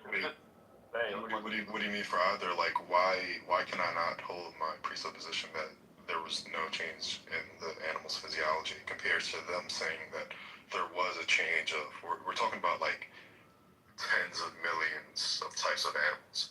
Which one do you think is more parsimonious? Like, I think that would be ridiculous to take the latter. Well, I don't think that this happens regardless, right? But if we're doing this fantastical world building exercise where we just ask what does this text say?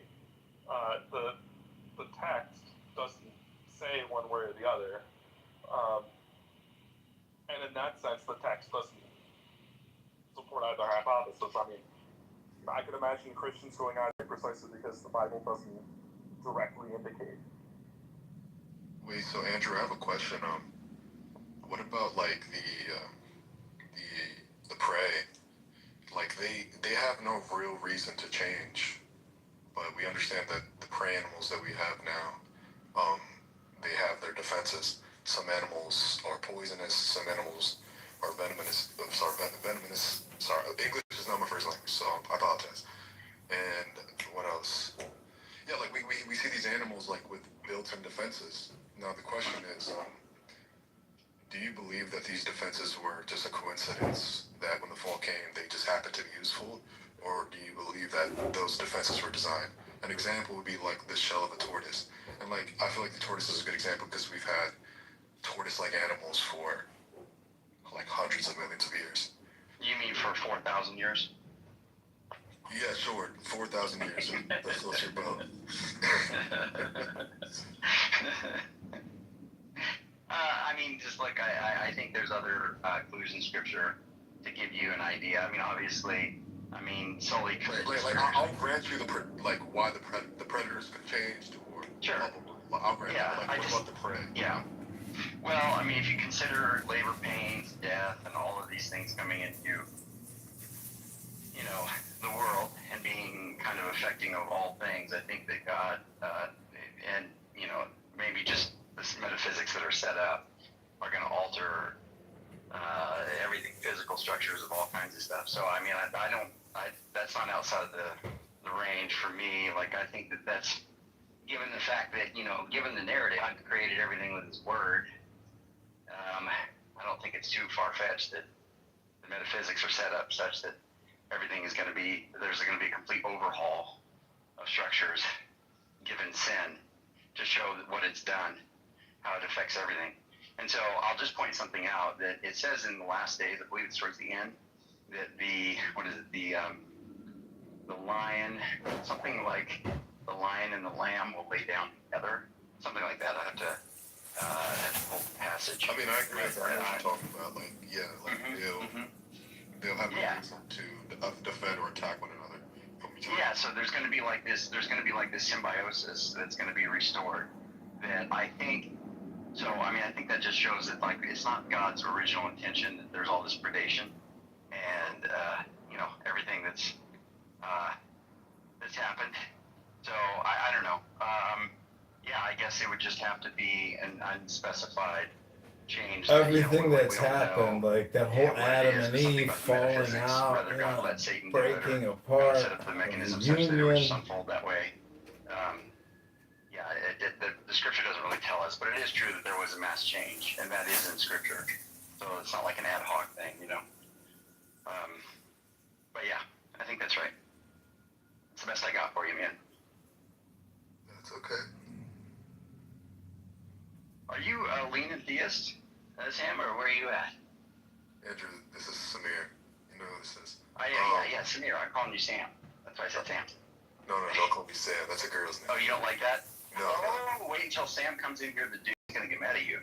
But all right. I'll apologize to him, but Samir. Yeah, sorry. I mean, dude, I was like a hardcore Catholic.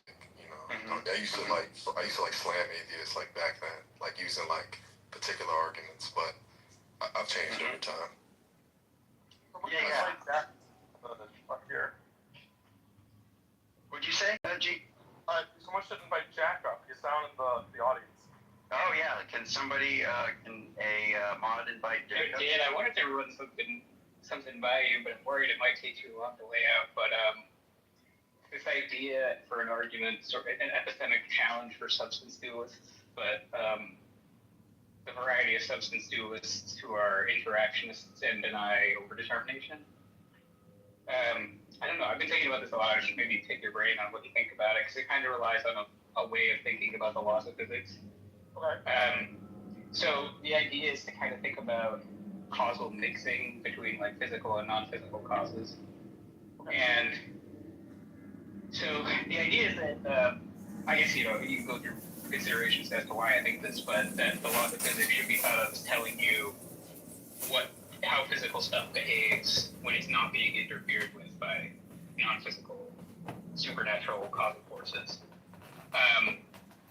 Because I think if you try to include it, it causes other issues. So like I think the way to think about it is that the laws of physics tell you is how physical stuff behaves when there isn't some intervening non-physical force. And then the idea is that there's a skeptical problem where you don't know how much causal mixing there is between physical and non-physical processes, and you're only observing the physical states, initial and subsequent physical states that like there's going to be interference happening, right? Essentially, you can realize that, and then you confirm a theory of physics that predicts what's actually happening due to interference. And so the idea that interference, unless you know how much interference there is, where it happens, you won't be able to say whether you're actually confirming or your theory of physics is getting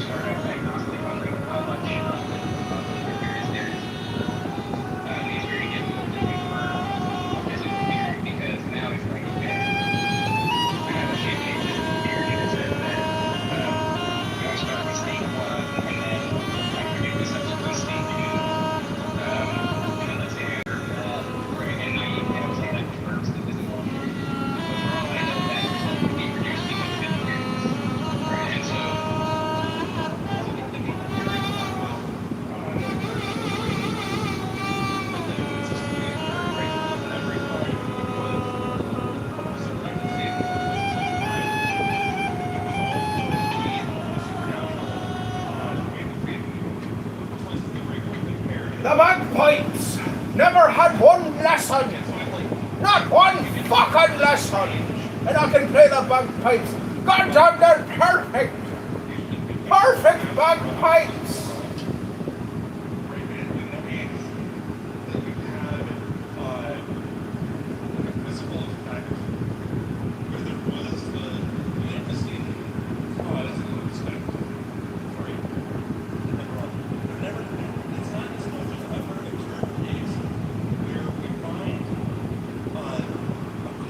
Big sale. LGBTQ big sale. Something big and I'm riding down. Take it up there, Big sale. Don't fuck with Big Sale. Big Sale will fuck you up. Chi-Town don't fuck with my man Big Sale. My #1 commentator and liker.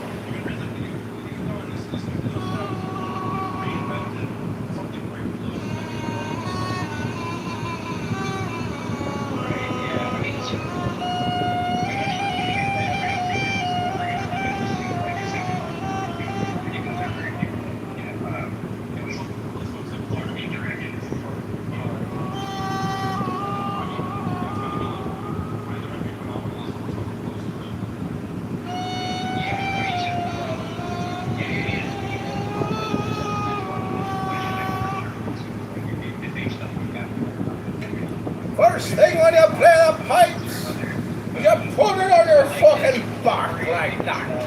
And then you put this in your fucking mouth.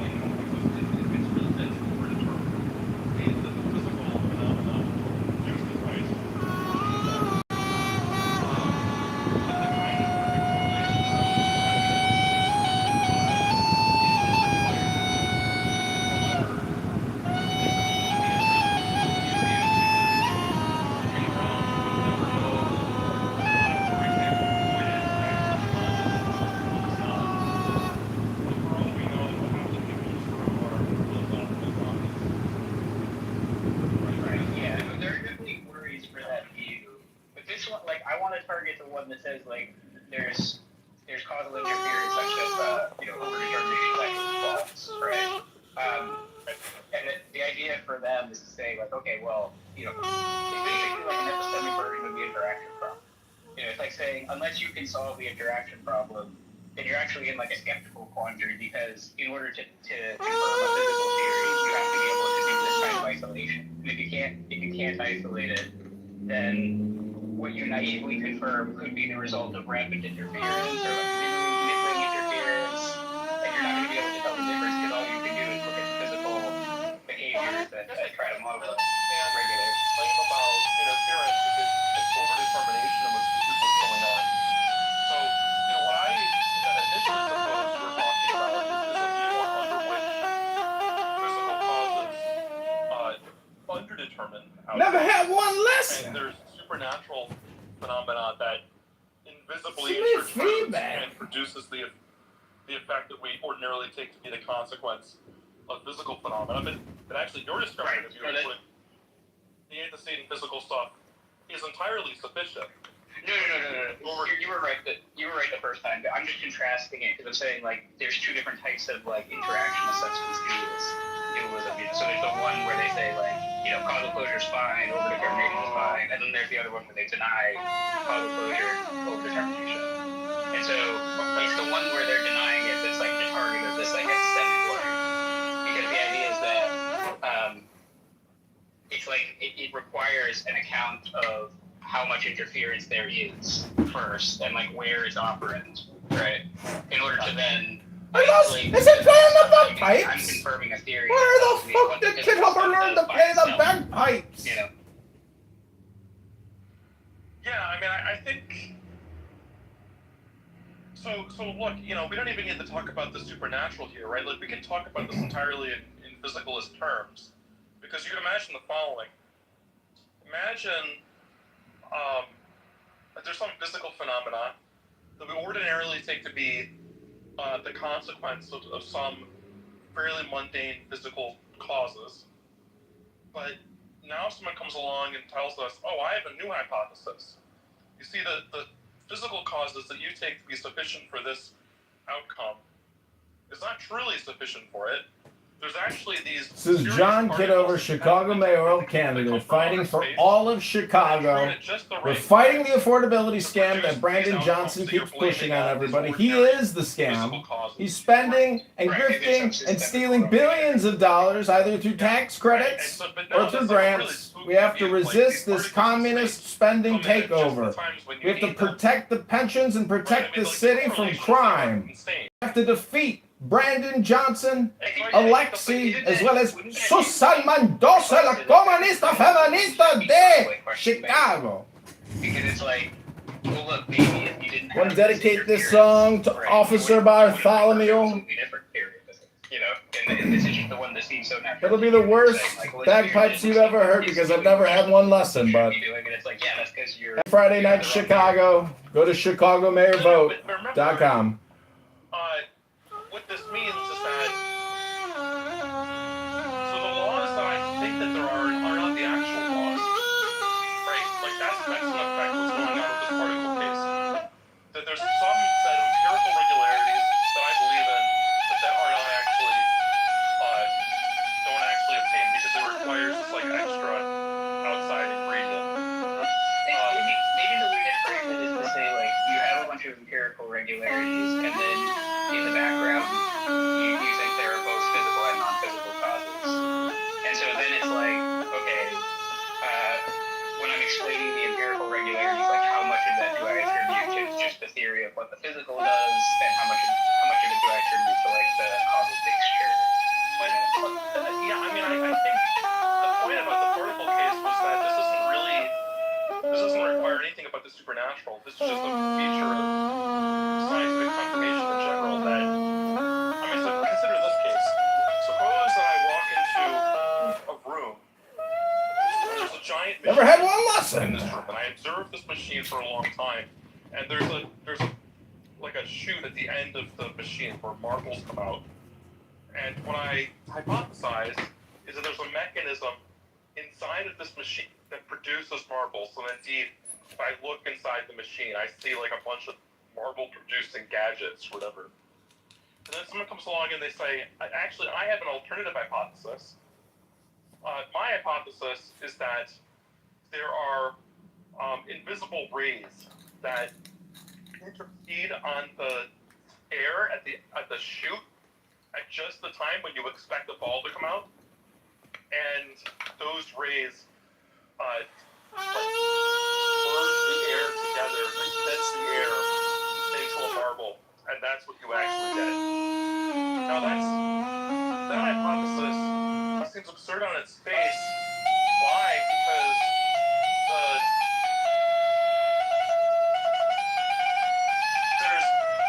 what it requires is that, like, when you see the mechanisms working inside the machine, those are the times when the rays intercede at the chute. Right? But why should there be this correlation between the machine mechanism and the rays? Right? Like some internal tension in this alternative hypothesis because it requires this like crazy correlation. Likewise with the dualismic question, what it requires is that we've got a whole bunch of like neurophysiological phenomena that is very strongly correlated with, external behavior of human beings and so on. You could postulate that there's some missing ingredient that we don't observe, but that's perfectly correlated with all this neurophysiological stuff. But now the question becomes, why is that like invisible supernatural soul stuff or whatever perfectly correlated with all the neurophysiological stuff? Because theism is true. Sure, yeah. I mean, I guess I take your point. I think I should probably think about it a little bit, but maybe this like illustration will help like get the idea that I'm playing with, I guess. So like the cream and coffee example, like Sean Carroll uses it all the time for like entropy or stuff. If you have half cream, half coffee, and you mix it together,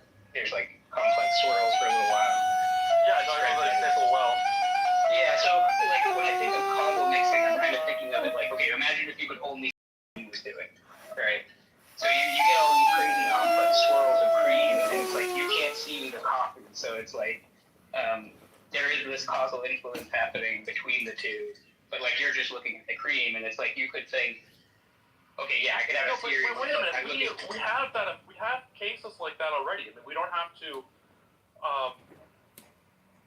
No one directly observes neutrinos, right? We indirectly observe neutrinos in a kind of like really elaborate and roundabout way. In fact, it's much more roundabout than what's required for, you know, if you can only see in the coffee and cream case, you can only see the one colored blocks and you couldn't see the other ones. In that case, you can infer the existence of the other ones because there are gaps, right?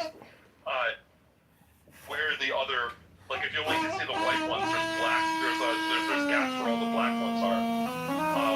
With neutrinos, you know, it's much more indirect than that, and yet we can still infer their existence. Sure. I think if the dualist person in question thinks we can infer the existence of this non-physical stuff as well, but like the way I'm thinking of it is like if we looked at like the state of the cream at one time, and then the next time, and so on, and then like you could have a theory that predicts those states in that sequence that makes no mention of the bond, right? Well, I don't think so. I mean, I think what you would have is a theory that's isomorphic to the one where you have the two colored blocks, and so it turns out just to be mathematically equivalent. In other words, it just turns out to be like a notational variable. Can't blow anymore! Make it stop! Going on with the dualist, Make it stop! I can't blow anymore! Make it stop! In the case of the neutrino, for example, Never had one lesson. Learning the bagpipes in 43. Infer the neutrino's existence through this really indirect way, because they're otherwise basically invisible. They do have their own consequences that makes it mandatory to postulate them. But under the particular kind of dualism that you're imagining, there's this perfect correlation between natural events and supernatural in such a way that it's almost independent. The entire theory just of the natural effects without ever mentioning the supernatural ones. Right? And that's like, that's what brings that to precisely what it is that requires this really strange worldly mystery realms. Sure. I mean, I'm willing to grant that for the sake of what you're talking about. Because I think my ultimate point is like, okay, yeah, this kind of makes sense. Big things and you might develop a theory where, you know, you're just looking at the cream states and you have a theory that predicts like subsequent cream states, right? And you can be mistaken in thinking like there is a technically left in there exactly because we have this perfectly new theory that explains what the cream is doing without anything else, you know? But you would in fact be wrong because that's not what the cream would do in the absence of other things protecting it.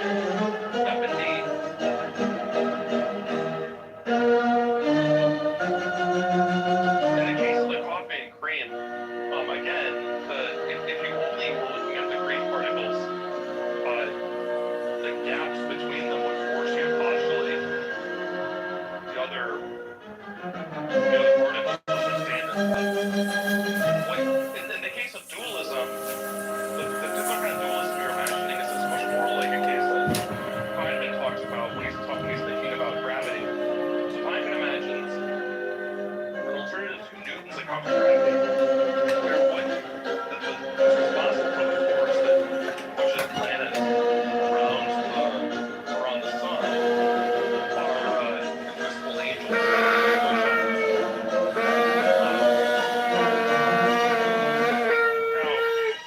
In that case, we can imagine that, you know, had the angels not been there, then the planets would have, like, you know, careened on the way that we were going toward us. But the thing is that you can explain the planet's motion with much more theory, which is why you don't touch the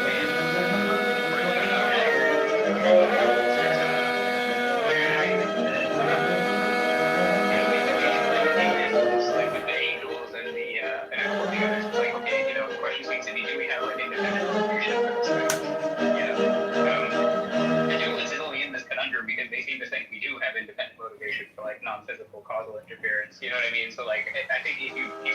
fact that we have like independent motivation for that, I'm worried about as much. But like in the case of these like independent lines of reasoning to get there. So like yeah, it seems like the angels we know, the materials we do, so like that could that resolves that. Yeah, and that what's really strange about the mental is that it seems almost obvious like there's something going on to what's happening physically because we have like first-person subjective experience, and yet if you actually could look inside someone's head, you find nothing going on there that doesn't also happen outside of heads. So I think I find that extraordinarily puzzling. But I think it runs into that puzzling fact that it seems obvious on the one hand that there's something in addition going on, but also that we can't locate it anywhere. It's sort of in microcosm what's going on in this version of dualism.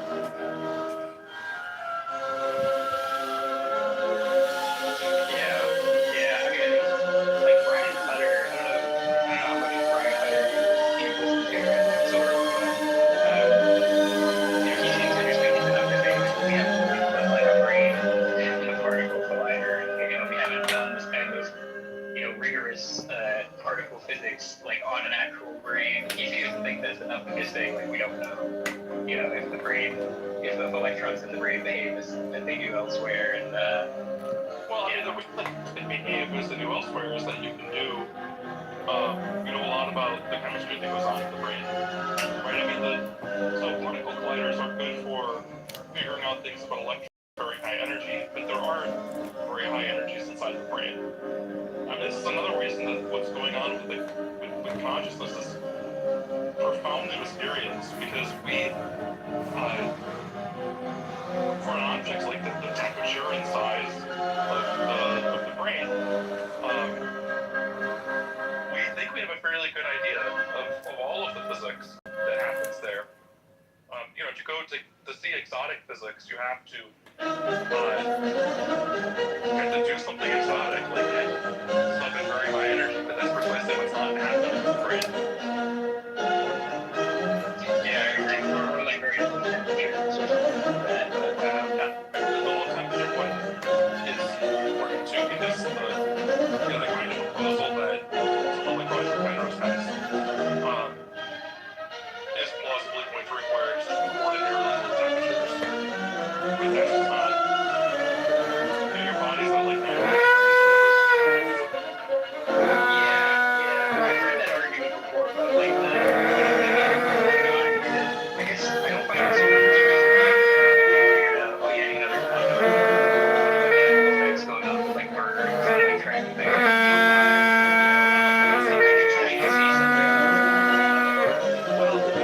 Well, I guess this will be a wall-mounted piece of art, I suppose. So, for example, the fact that I don't go through the bed that I'm sitting on right now is entirely due to the fact that it's entirely due to quantum mechanical phenomena. It's due to, for example, the Pauli exclusion principle, and it's the fact that my bed has normal atomic properties that it has.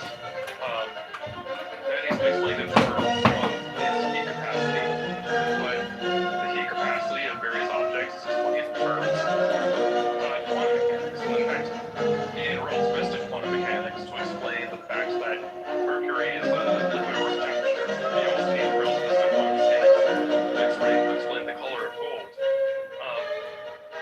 What's going on with Penrose, though? So it's not just the quantum mechanics is being postulated to play some role. Undoubtedly, quantum mechanics plays some role because chemistry plays some role. Like, what everyone should agree upon is that whatever's going on inside of the brain has some relationship to chemistry, and chemistry is explained in terms of quantum mechanics. So in that sense, the brain is trivially quantum mechanical. He's saying there's no weird states. That's right. Yeah, and then, well, he's saying more than that. He wants to invoke a quantum gravity theory. Yeah, for sure. I think he has wrong interpretation. I actually got to say, you know Brian Keating. I used to go with Brian Keating. I mean, he's kind of a bit of a boomer, but Penrose was on his like podcast, and I got to ask a super chat question. I asked him, do you think something like Orcor or if Many Worlds was right? He was just like, I don't know, I don't understand Many Worlds. I'm like, okay.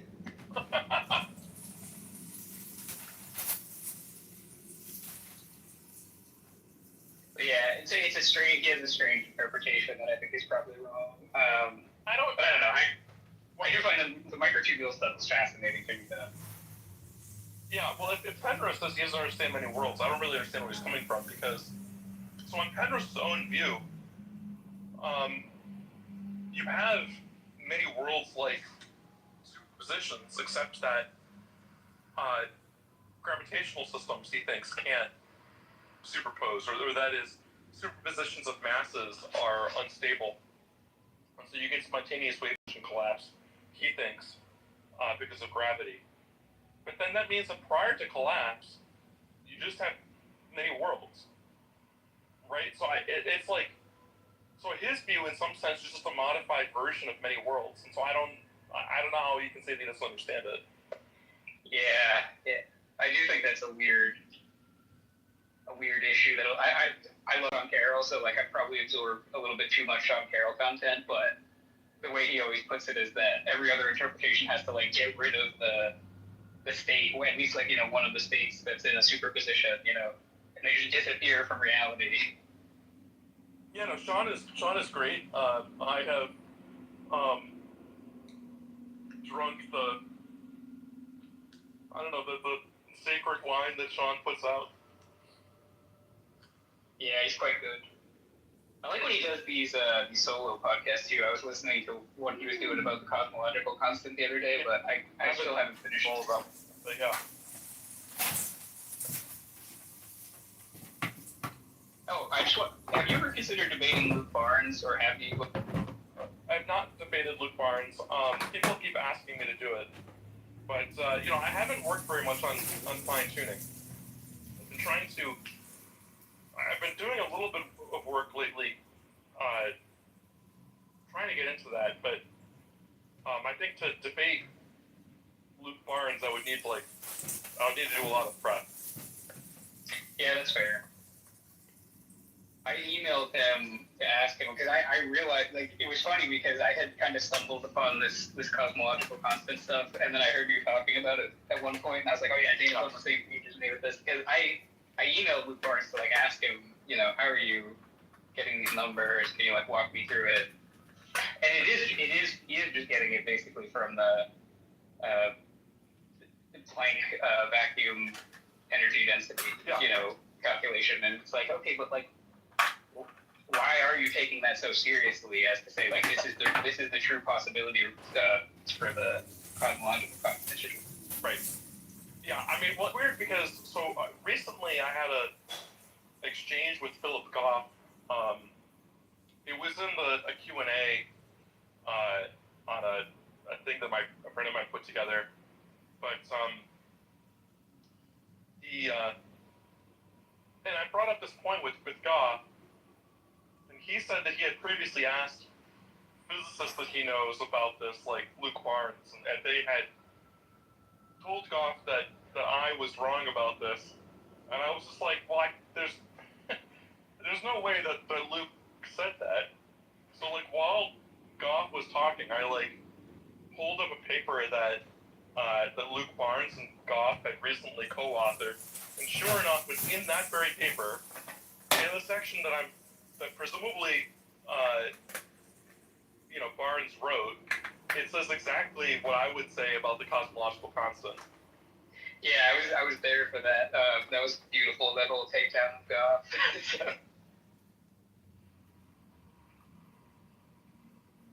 But yeah, a lot of people about that.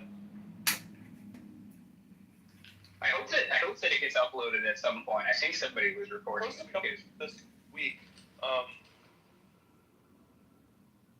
So it's gonna go up soon. But yeah, I mean, that was actually what got me to start thinking about writing something on this. Well, that, and there was someone wrote a blog post in response to something similar that I had said a few years ago. So I started to write a blog post just to sort of put my own ideas together about this. But I don't know. People have been encouraging me to like write that up and publish it. But I feel like what I have to say here is just sort of the obvious and like already well known at least inside the physics community. And so maybe what I should do is write something that's like just like specifically for philosophers of religion to be like, hey, like here's a bunch of distinctions you should be at least paying attention to. Yeah, I mean, I think it would be useful. I think there should be some crossover between the philosophy of physics and the philosophy of religion if they're going to be doing this, this kind of appeal. Yeah, well, what's funny too is that, I make a big deal about the fact that there's these two senses of the phrase fine-tuning. But if you look in the physics literature, what people now call fine-tuning for life, those were originally called anthropic coincidences. And so if you go back to like the literature from the 1970s or before, people were not talking about fine-tuning for life. And then at some point, maybe like in the late 70s or into the 80s, something like that, they start using that fine-tuning for life language. Yeah, and I think at that time too, there was, for a long time, the kind of fine-tuning argument was around the idea that the discovery was that the laws are stringent and that the range of the life-permitting range is narrow. But they seemingly have like moved on from that, this kind of like stringent versus lax laws stuff. Yeah. And so now it's like this Bayesian formulation of it, where it's just like, oh, Well, they had a Bayesian formulation of some kind in the 70s and 80s. There's a whole bunch of papers that Weinberg published that approach the fine-tuning of the cosmological constant from a Bayesian perspective. But I don't think anyone like reads that stuff anymore. I mean, it's nor do I think many people read the older coincidences literature. The reason that they called it the anthropic coincidences was that there was a broader coincidences literature that had to do with like taking kind of like numerological look at our fundamental physical theories. For example, Dirac had this thing called the large numbers hypothesis. Doesn't really have anything to do with fine-tuning for life, but it does have to do with like strange numerical coincidences between various physical constants. And it was that sort of the stuff that it's one of the ancestors to today's like fine-tuning discussion. You know what seriously reminded me of the fine-tuning stuff? And I have to get off mic here, and I know Andrew wants to talk to you as well, but Avi Loeb with his like 3-eye atlas, his alien spaceship routine. It reminded me so much of those design arguments because he's just like, oh, it's coming in at this angle, and of all the angles it could have come in from, this is really unlikely, and it's like passing by 3 planets kind of closely. That's hilarious. It reminded me so much of this fine. Yeah, well, I mean, I think they are exactly parallel. Right? I mean, it's like it's a kind of design argument.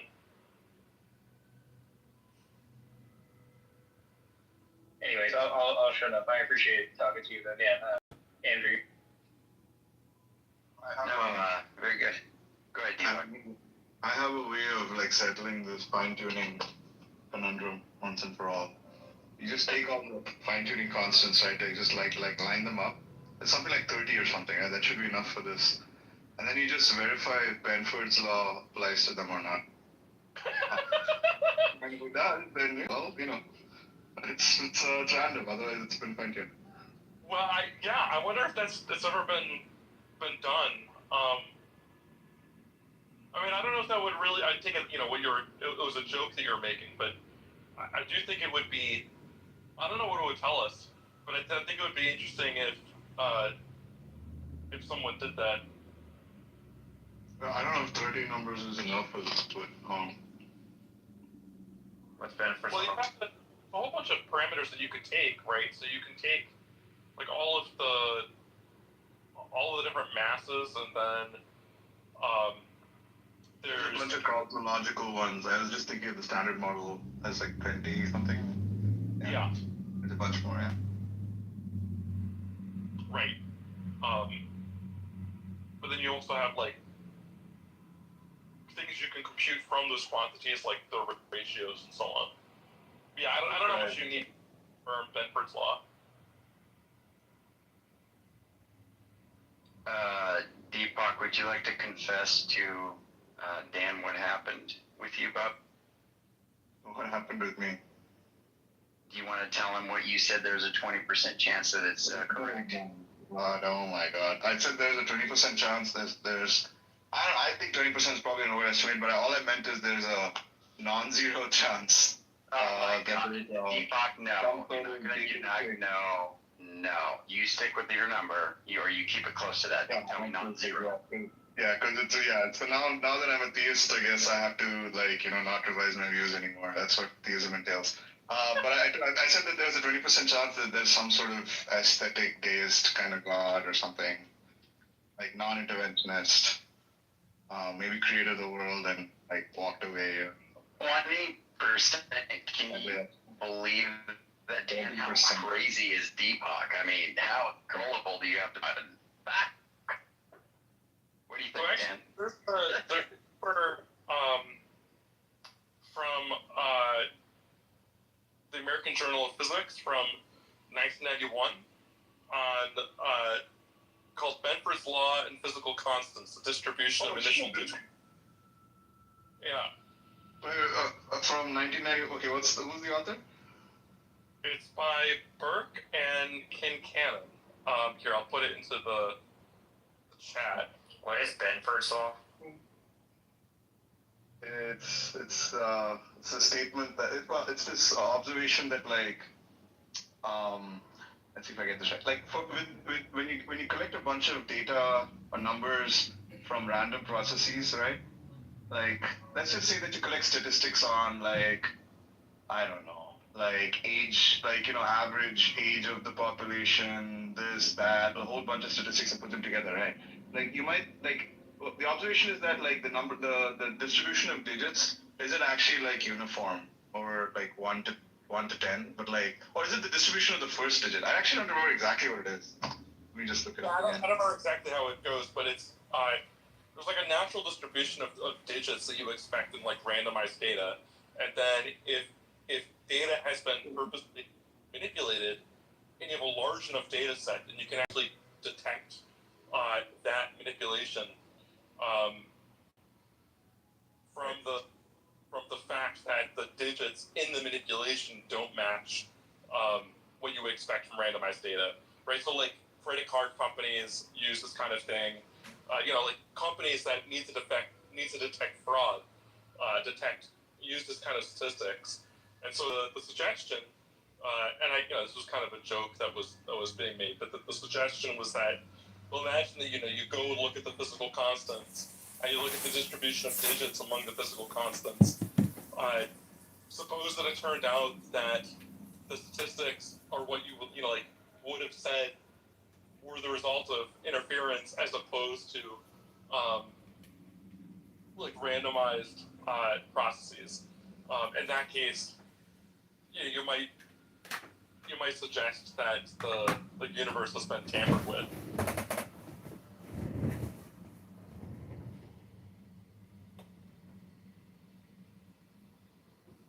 So it appears that it does satisfy Benford's law. So that settles it once and for all. No God.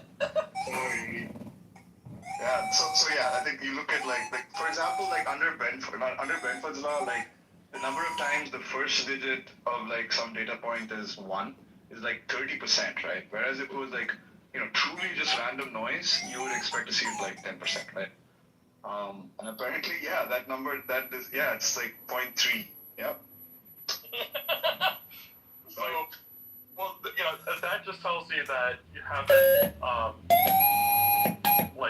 directly, you don't have the data to confirm design. I don't know the confirm design. So it's a god who knows about Benford's law. Got it. Yeah, the god that's like trying to hide from you by like making the statistics. Except somehow he's also like, he also wants you to like discover he exists by like doing all this elaborate like fine tuning in the first place, right? Because why else would he like construct a set of laws of physics that needs fine tuning of the constants, right? Except he wants you to Well, maybe the entity or entities that created the universe, wanted to be discovered by a civilization that was sufficiently advanced, right? So this, Art had this idea that the aliens would leave an artifact on the moon. Yeah, that's right. They could only be detected once people on Earth had spacefaring technology. That's right, 2001, yeah. So it's like you gotta be a transmission of a Benford law. Let me say, one of the short story part for the next one. There's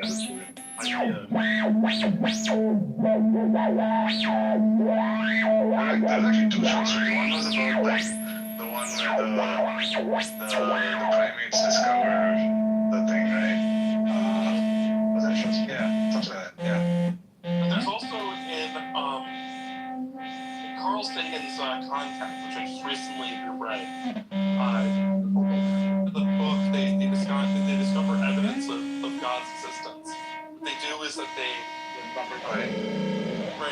calculate pi out to some huge number of digits, and there turns out to be a message buried in pi by the creator of the universe.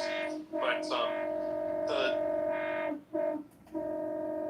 part of the idea of the book is that the creator of the universe only wanted that message to be discovered by a civilization that had the technology to calculate pi out to that many digits.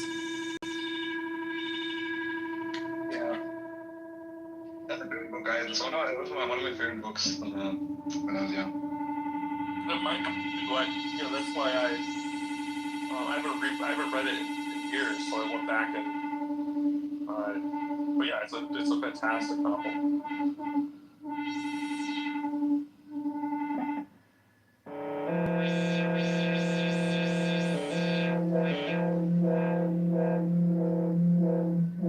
Have you debated any? Michaela has some. I'm not even throwing here. Michaela has some thoughts on, the fact that let's say that one complaint about say Christianity is that it's full of contradictions or something. The Trinity is potentially a contradiction and so on. But she points out that in quantum mechanics there are contradictions and paradoxes too. So, There's things we don't understand. I mean, they're not contradictions. Like the wave light, the wave particle duality thing. Yeah, I mean, I don't know. I don't think that there is wave particle duality. All right, the Chicago mayoral candidate John Kitover. Go to ChicagoMayorVote.com. But that's just what else could be? Why don't you believe there's a wave particle duality? Yeah, I don't know. Well, wave particle duality is part of the Copenhagen interpretation, and I reject the Copenhagen interpretation. Right? I mean, so there are multiple different interpretations of quantum mechanics. The one that includes wave particle duality, that is the Copenhagen interpretation, is widely seen as being incoherent, and the three superpowers. If we were to relate this to theology, I guess if it's true that the Trinity is contradictory, and I don't know that it is true that that's the case. Paradoxical. So if it's true that suppose, for the sake of argument, that the Trinity was contradictory, and that some other model, some non-Trinitarian model was not contradictory. In that case, I think we should just go with the non-libertarian model. But I'm comparing it to, physics, where you've got contradictory models or whatever. No, Are you just saying because it's contradictory, you don't believe it? No, I mean, so look, so undergraduate quantum mechanics, the Schrödinger equation and so on, doesn't have any contradictions in it. Now, you can append some additional postulates to formulate something called the Copenhagen interpretation, and then you get something that's very difficult to make any sense of, and that's where we get this business of a wave-particle duality. But if we look at alternative interpretations of quantum mechanics, so for instance, if you look at Bohmian mechanics has waves in it, it's got particles in it, but the thing that's the wave and the thing that's the particle are not one and the same thing. They're two distinct entities. And so there's no paradox there. What about spooky action at a distance? Well, we have these, different, you can look at how different interpretations make sense of the fact that you have correlations at a distance, but a correlation at a distance is not a paradox. That the entanglement goes fast, is instantaneous, no matter how far apart the two particles are? Well, no, the correlation is instant, but that doesn't mean that there's any physical influence between them. Now, well, what causes it? Well, I don't know what you. It doesn't really seem to me like a sensible question. It sounds like a mystery. Look, there's more ways of explaining something than to posit a cause. Oh. Well, how would you describe it? How is it? What how would you describe it logically? Well, it depends on the interpretation. So when I go with mechanics, that's the example I give a moment ago. In that case, there are influences that move faster than light, and explain the correlations that we're talking about. What are those?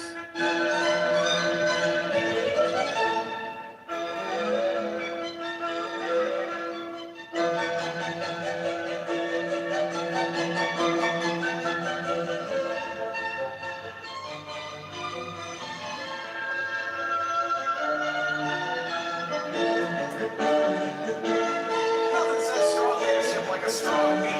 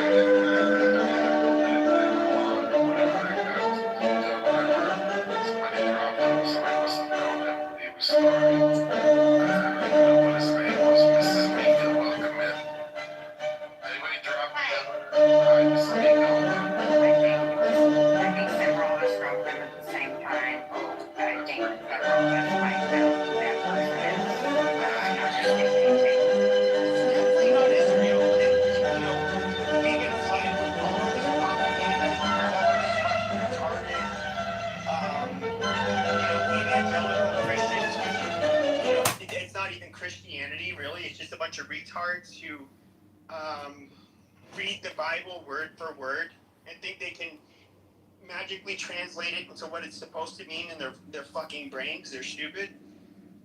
But no, it is. I just think this support for Israel is drying up, and it has to for a reason. There is no reason for us to be tied to these fucking people. Zero. We owe them nothing. They can bitch about Nothing says strong leadership like a strong beat. anti-Semitic, Christians and all throughout history and whatever. You got. Can't say that stuff on TikTok. Oh no, can't. That's horrible censorship. How ridiculous. We're gonna end and shut all this shit down. Rabbanu Shalom. Kimberly killed her home. Slow it down. Jesus.